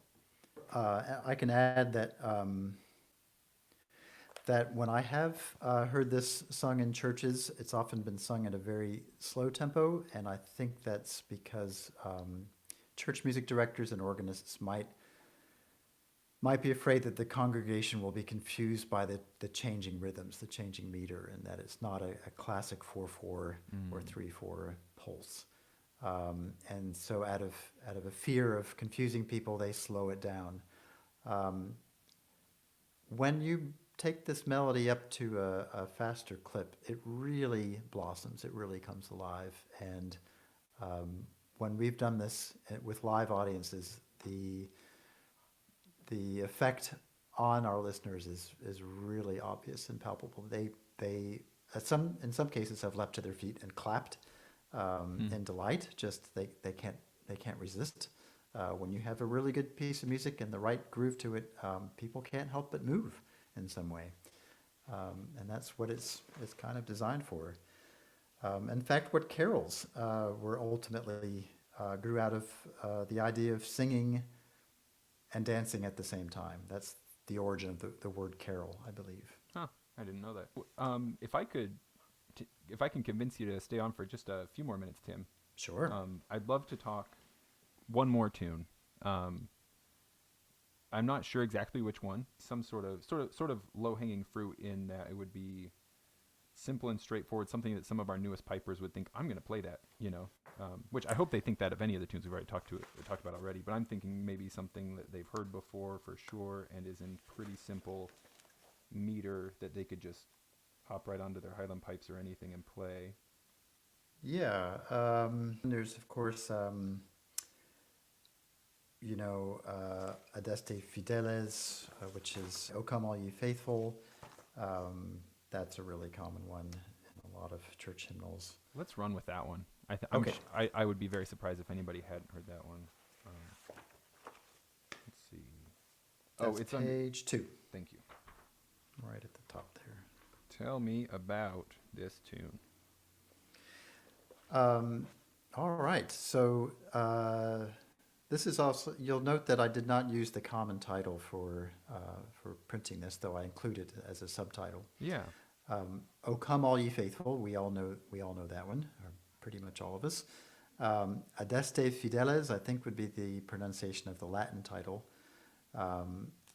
And this is where it might be good to sort of point out that in a lot of church hymnals, you have one piece of music, one melody that's used for several different poems, several different sets of lyrics that can have almost nothing to do with each other. I have seen in hymnals before that a lot of times hymnals will have at the back a section where you can there's a list of tune titles, and it runs parallel to a list of which hymns in that book run with this melody line, basically. Exactly. I can always pick the people who have been at least bored during a sermon. They've gone exploring in the hymnal. So that's exactly it. There are tune titles and then there are lyric titles. And most of us tend to be familiar with the lyric titles, which is drawn from the poetry of whatever we're singing. But you should know that each hymn has its own tune title too. So in the case of the most well-known hymn of all, Amazing Grace is actually the lyric title. That's the poetry that was put to the tune that is known as New Britain. So if you're referring just to the music itself, you could get really geeky and say, well, we're playing New Britain. And in your heads, you could even imagine all of those letters in all caps, because to distinguish between the two, church musicians tend to use all caps for the tune name and then the mixture for the lyric title. Mm. So here we have Adeste Fideles, that would be the tune title, and then O Come All Ye Faithful is the lyric title. And this is just a really, really well-known melody and a set of lyrics, and they pair together really well.